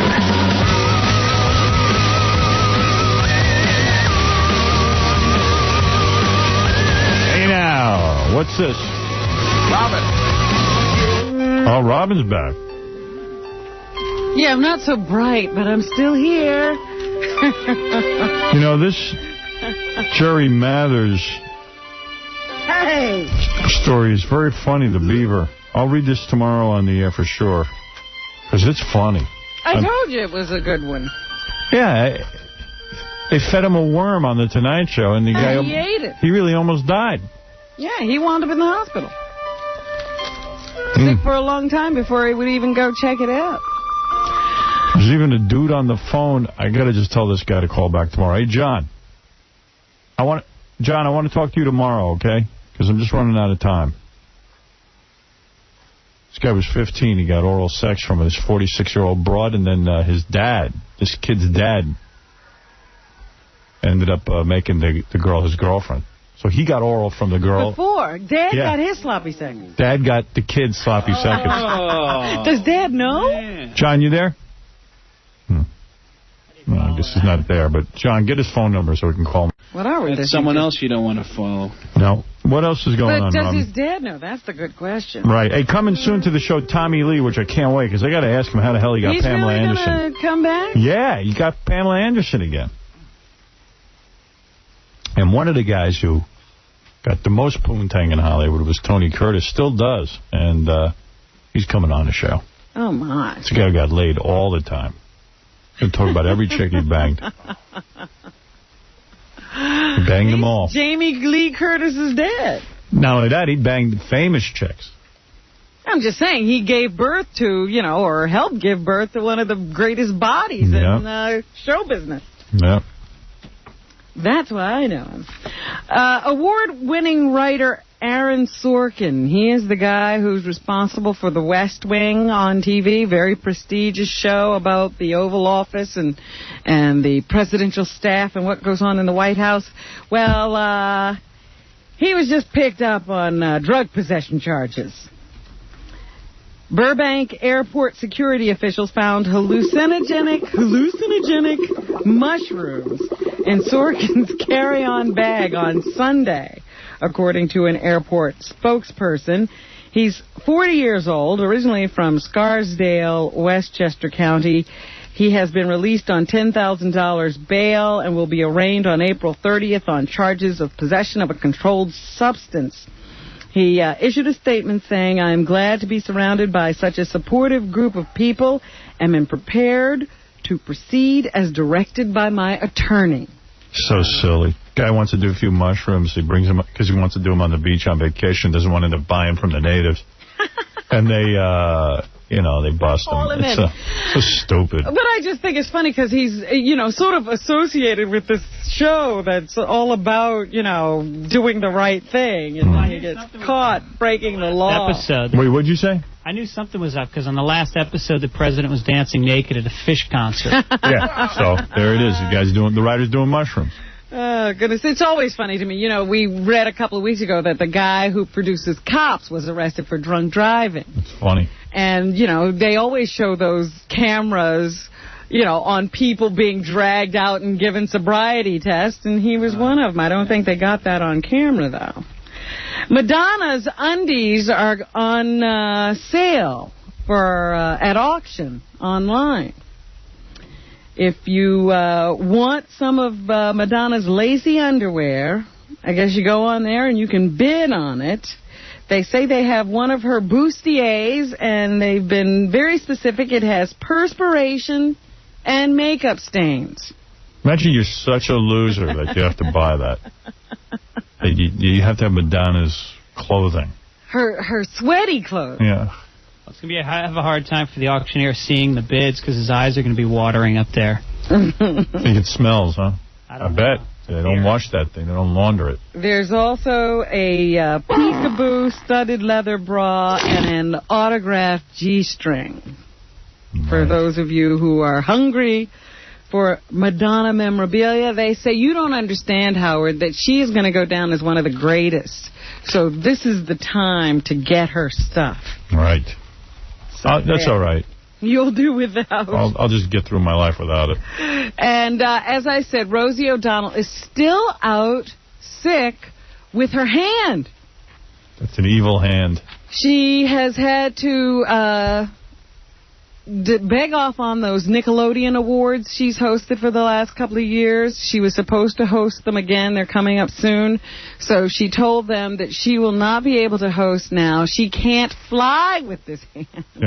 First of all, she's a lesbian, and in order to satisfy her woman wife, she has to use her fist. or fingers or something. So how's she gonna? If she can't make a fist, that's like losing. If you're a lesbian, you got to be handy. Yeah, she's gonna. That's like losing your penis if you're a guy. So she needs that thing working. And it's all full of staph, I think. So. Staph infection. Yeah. So that's why she's at home. They say I think her staff hates her so much they infected her hand. That's what that means. She says that she'll return to the TV show on Monday, this coming Monday. But it's been 2 weeks she's been at home with this hand. Right. It's a strange thing. And director Steven Spielberg has resigned from the Boy Scouts Advisory Board. He did this yesterday, blasting their discrimination against gays. Hey! The last few years in scouting have deeply saddened me to see the Boy Scouts of America actively and publicly participating in discrimination. Sure. It's a real shame. So he has stepped down from the board. Exactly. No more. He's not with the Boy Scouts anymore. Boy Scouts want to keep... As you said, there's going to be... What did you say? I'm sorry. What? Go ahead, yeah. Right? If the Boy Scouts want to keep gays out, they just got to rethink the whole motif of the yellow hankies tied around the neck and khaki shorts. And make a more macho... Yeah. It's the uniform. Don't create a whole homoerotic fantasy and they say, no, you're not allowed. Right. This is Show Tune Jamboree weekend. You're not invited. Yeah, why do you have such gay events? If you don't want gay dudes. I'll train him in the martial arts of the homo hammer. David Gavin, 6'10". Ben Affleck says he could see a day that he'd like to be in politics, the actor. He says that he has a fantasy to someday be independently wealthy enough that he wouldn't have to be beholden to anybody, so that he could run for Congress on the grounds that everyday people, be they singers or poets, or bankers or lawyers or teachers, should be in the government. Yeah, it's called Ross Perot, and you know what? He was a maniac. Stupid. God. He says he wants to be a politician because he's interested in oration. Oh, he's interested in oral sex. Isn't he, like, totally womanizing? I mean, he's out every night. All the time. Yeah. All the time. He's into speech making and leading. Right. His next movie, of course, is Pearl Harbor and opens on Memorial Day weekend. He's into hog. What was that? And who's his vice president, Matt Damon? Could be. Right. Those two do everything together, don't they? Right. But anyway, that's neither here nor there. Uh-oh, I've lost my list. Goodness. So many papers over here. David Cabby, 6'10". Maybe I didn't even bring it in. Oh, well. IHateCabby.com. HateCabby at Hotmail. Check it out. That's right, Cabby can fill up with plugs. I got new pictures out on the site. You can check it out. It's really erotic. Oh, well, I don't have it. Okay, well, that's it for today, folks. Crouching Kathy, Hidden Kathy. Robin, we have so many... New Buffy the Vampire Slayer tonight. New Buffy the Vampire Slayer, new Angel tonight. Okay. And I will not be watching Chains of Love, much to Tom Noonan's chagrin. We have a ton of people to thank, Robin. There is another episode of The Weakest Link tonight. Yeah, but it's on too late for us. Is it? You have to go to bed. Okay. I'm telling you, we need our rest. Okay. First of all, I've got to thank Greg Fitzsimmons. Good guy. Performing at the Improv in Lake Tahoe, May 28th through June 4th. Used to be a Boy Scout. Really? He liked that uniform. Loved it. GregFitzsimmons.com. Go see him because he went to a whorehouse with his wife's permission. Now, the other guy we got to thank equally is Craig Gass, who's so brilliant. He has no such stories. Have you ever paid for it? Yeah, I got a lot of stories. You guys have not even scratched the surface. Of course he's paid for it. Ticking time bomb sitting behind you. Craig Gass performing Open 26, Craig Gass at the Bash on Ash in Tempe, Arizona, on April 29th at Laughs Comedy Cafe in Tucson. For more information, go to IHateComedians.com. Now, I also want to thank Debbie Gibson, who came in here. Deborah. Her new album is MYOB, and it's in stores right now. And you can go to Deborah-Gibson.com. Now, the guy I really want to thank the most out of everyone is Francis Bach, the slave. Yeah. I'm calling him back. I love this guy. I love slave stories. This guy was a slave for 10 years in the Sudan. It's not fun to be a slave. And I think he felt like he couldn't get his whole story out because I was laughing too hard, so we're going to get him back on. I don't think he understood your sense of humor. A little bit of a language gap. I guess if you spend 10 years of your life enslaved to a white man, I think you tend to just sort of lose your sense of humor. I understand that. Even if the white man is black. I could see where that would happen. For more information on Francis Bach and the upcoming Freedom March in Boston, go to the American Anti-Slavery Group website at anti-slavery.org. A lot of I'm going on that website. I want to see what it's I know you do. You're a good person. Now, the other person I want to thank is Joan Van Ark, who's going to be... That's right. Forgot about her. On Son of the Beach tonight. We talked to her today. Got a brand new episode tonight, 10 o'clock. It's great. Check out Firebush, too, the Indian chick. A lot of hot outfits on her. I want to thank CBS.Sportsline.com for the $10,000 prize and win Fred's money. Fred's still holding on to the money. He defeated Deborah Gibson today. Way to go. Don't miss Stuttering John and the Donkey Show every Thursday night. I saw him in it. Don't blink. For tickets, go to stutteringjohn.com. He just sort of inserted himself in that show. Did they know he's in it? That's how I got on this show. I just inserted myself. All right. Your problem is you're inserting yourself everywhere. That's because I'm erotic, man. Tomorrow, Paul Hogan, Crocodile Dundee is going to be here. Craig Kilborn's going to be here. It's hot. A lot of people are going to be here. Later this week, we got a guy who's coming in here to talk about his life in prison, even though he was falsely imprisoned. He spent years in prison. Really? Yeah, it's a really cool story. What's worse, being a slave or falsely imprisoned? Falsely imprisoned. Worse than being a slave? Absolutely. Oh, Howard. Prison is nasty. Slavery is nasty. At least you're outdoors. All right?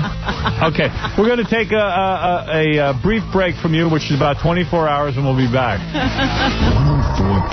Older persons are currently listening. Parents are advised to murder the little bastards.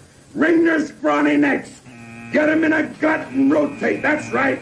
Sucker, punch them in the conversation, Eddie, do you think that Mike Tyson should be caged? Absolutely not. I think Mike Tyson is a misunderstood young man, and absolutely not.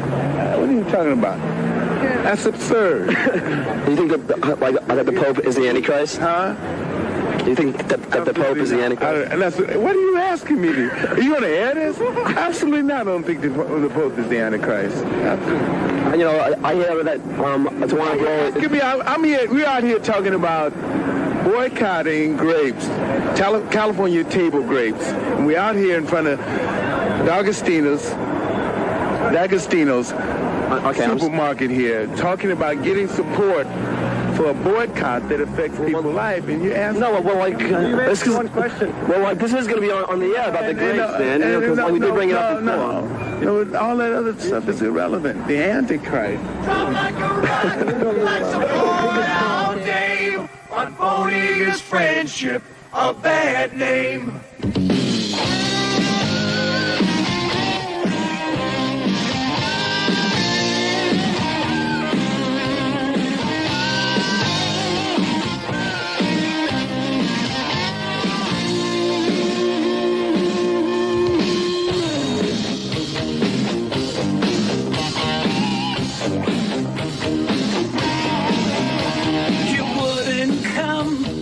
Radio show, some polygram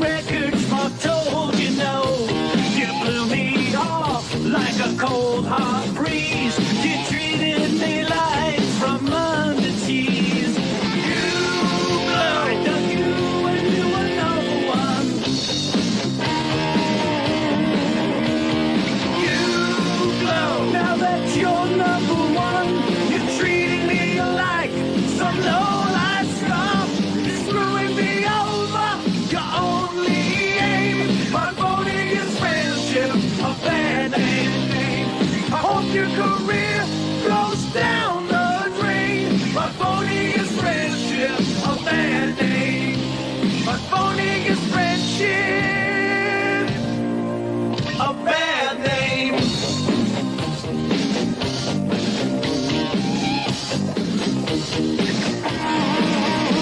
You go on muley, what did he do for you? They're tired of Father 102. He thought your music blows and your lyrics bite.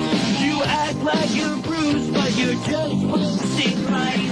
You blow, you guys were phonies.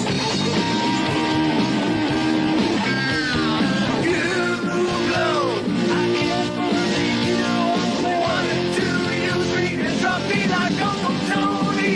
Drop like a rock, like some hard out dame. My phony is friendship, a bad name. The excuse that you gave was pretty lame. My phony is friendship, a bad name. My phony is friendship, bad name. They won't play your record. You don't have to go on Stern. And they told me I can't go to K-Rock. They won't play your record. You don't have to go on Stern. And they told me I can't go to K-Rock. It's screwing me over, your only aim. But phony is friendship, a bad name. Hope your career goes down the drain. But phony is friendship, a bad name. It's screwing me over, your only aim. But phony is friendship, a bad name. I hope your career goes down the drain. But phony is friendship, a bad name. But phony is friendship, a bad name. But phony is friendship, a bad name. But phony is friendship, a bad name. You don't have to go on Stern. You don't have to go on Stern. You don't have to go on Stern. You don't have to go on Stern. We couldn't be happier to have our next guest on the program. He drops by periodically, hasn't been here in some time, and we're always eager to check in with him and see what's going on. This man hosts a radio program which is simultaneously broadcast here in New York City, also Philadelphia, and Washington, D.C. Ladies and gentlemen, please welcome back to the program the lovely, the talented Howard. He's spitting on you. But in this studio, he's far enough away from me that he doesn't have to spit on me. Land somewhere in between you and... Yeah. All the goob falls right on the telephone, not on me. Although I do remember last time he was here that although I thought he was very funny, he was incorrigible. Yeah. You know, he's hard to... That's why he's coming at 9:30. That's when we're done with everything, Robin. He is hard to corral. Yeah, he is. But, you know, that's his particular genius, if you will. 618-92.3 K-Rock, WYSP, WJFK. I remember the last time he was in, we liked him. We said, hey, you know, he was pretty good. Yeah, he was. Yeah, he was. So, and people told me they enjoyed him on the show. Oh, that's what it was. We didn't think it went over, and then everyone told us they enjoyed it. That's so what it was. That's what it was. There you go. We had to be convinced. Yeah, but hey, we're easily convinced. If you like something, just let us know. We'll have it on ad nauseum. That's right. 619-92.3 K-Rock, WYSP, WJFK. Gary, get the list of what's going to be on Best Of. Hi, you're on the air. I'm real tired today. I was not looking forward to today's show because I don't know if it's psychological with me or not, but when you have vacation week coming up. Pre-vacation exhaustion. Yeah, and last night I was up till about, we were up till about 10 o'clock last night. Me. I was up till 10 o'clock. Because for most people, that's not being up late. Yeah, and for me, that's like, forget it. I start panicking around 10. I go, what am I doing awake? Because I've been trying to lose weight so I don't stuff myself full of food before I go to bed. And I don't know, lately, maybe I have more energy or something. But I just can't. You couldn't put yourself down. No, and then I'm debating in bed, do I get up? Should I urinate? Should I just lay here? There's a You ever get that? decision. Like Should I urinate? Yeah, it was a tough decision. Like, oh, maybe I'm in the mood to sleep. Maybe I can't sleep because I have to go to the bathroom. I have to pee so bad, and then I usually give in to that one Yeah. and say, obviously, this is what's keeping me up. because you don't know what to do. And then I'm like, I don't know. Maybe I better masturbate. I don't know. And then I do that, and that doesn't work. And then if Anything. you get too worked up with all the reasons you can't sleep, Then you get crazy. Yeah. So then I watched, what did I watch last night? I was watching a lot of TV because I couldn't sleep. I watched that Diane Sawyer show with the live one. Prime time.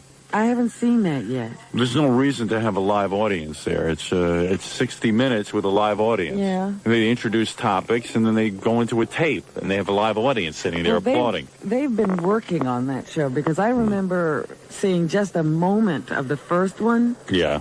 And they actually had two Washington guys, two guys in the State Department or something, Yeah. standing in front of a map explaining troop movements in the Mediterranean or something and arguing about it. Dull stuff, huh? Yeah, really bad. Yeah, it looked pretty dull last night. And Channel 2 ran this weird show on crack, and they were showing crack babies. That something about Crack Street? Yeah. Return to Crack Street. Dan Rather just goes around and, like, interviews people on crack. Yeah, that's a good interview. And sees them selling crack and stuff, What do people like what do they say when they're on crack? I found it interesting that, of course, Long Island is making a big deal over at the Nassau Coliseum. The Vice Squad is making a very, very big deal about some girls might be taking off their top at my live show, and that they will be there to arrest me. But yet Dan Rather can go out and buy crack anywhere in the United States, including New York. It's just too weird. Well, from what I understand now, everything's gotten so specialized. You know how certain doctors can only do certain operations? Yeah. Well, it's now to the point where only certain cops can make certain arrests. Right. So if Because you're it's not so that complicated. Kind of cop, you can't arrest somebody. for Yeah. crack. I guess it's like they're down to like 3 guys who are in charge of nipples, female nipples, and making those arrests. Yeah. You guys held over from the Lenny Bruce era. 622 at 92.3 KROC WISP WJFK. I know we've talked to this guy 100 times. I can already hear from his laugh. Hi, Russell. Good morning. What? What? When you called Yoko, you called us Russell. It was pretty funny. Yeah, that's a good one. I got to do more of that, but there hasn't been any cool shows to do that on. I like calling other radio stations. It's just that why bother if I can't play it back on our show? So that Russell thing was a rare opportunity. It was on our station. Yeah. It took place on our station, so I was able to play it back. So what can we expect, Al? What? What can we expect in October? There's what? Oh, October 7th? Yeah. Well, I think I've pretty much outlined it, haven't I?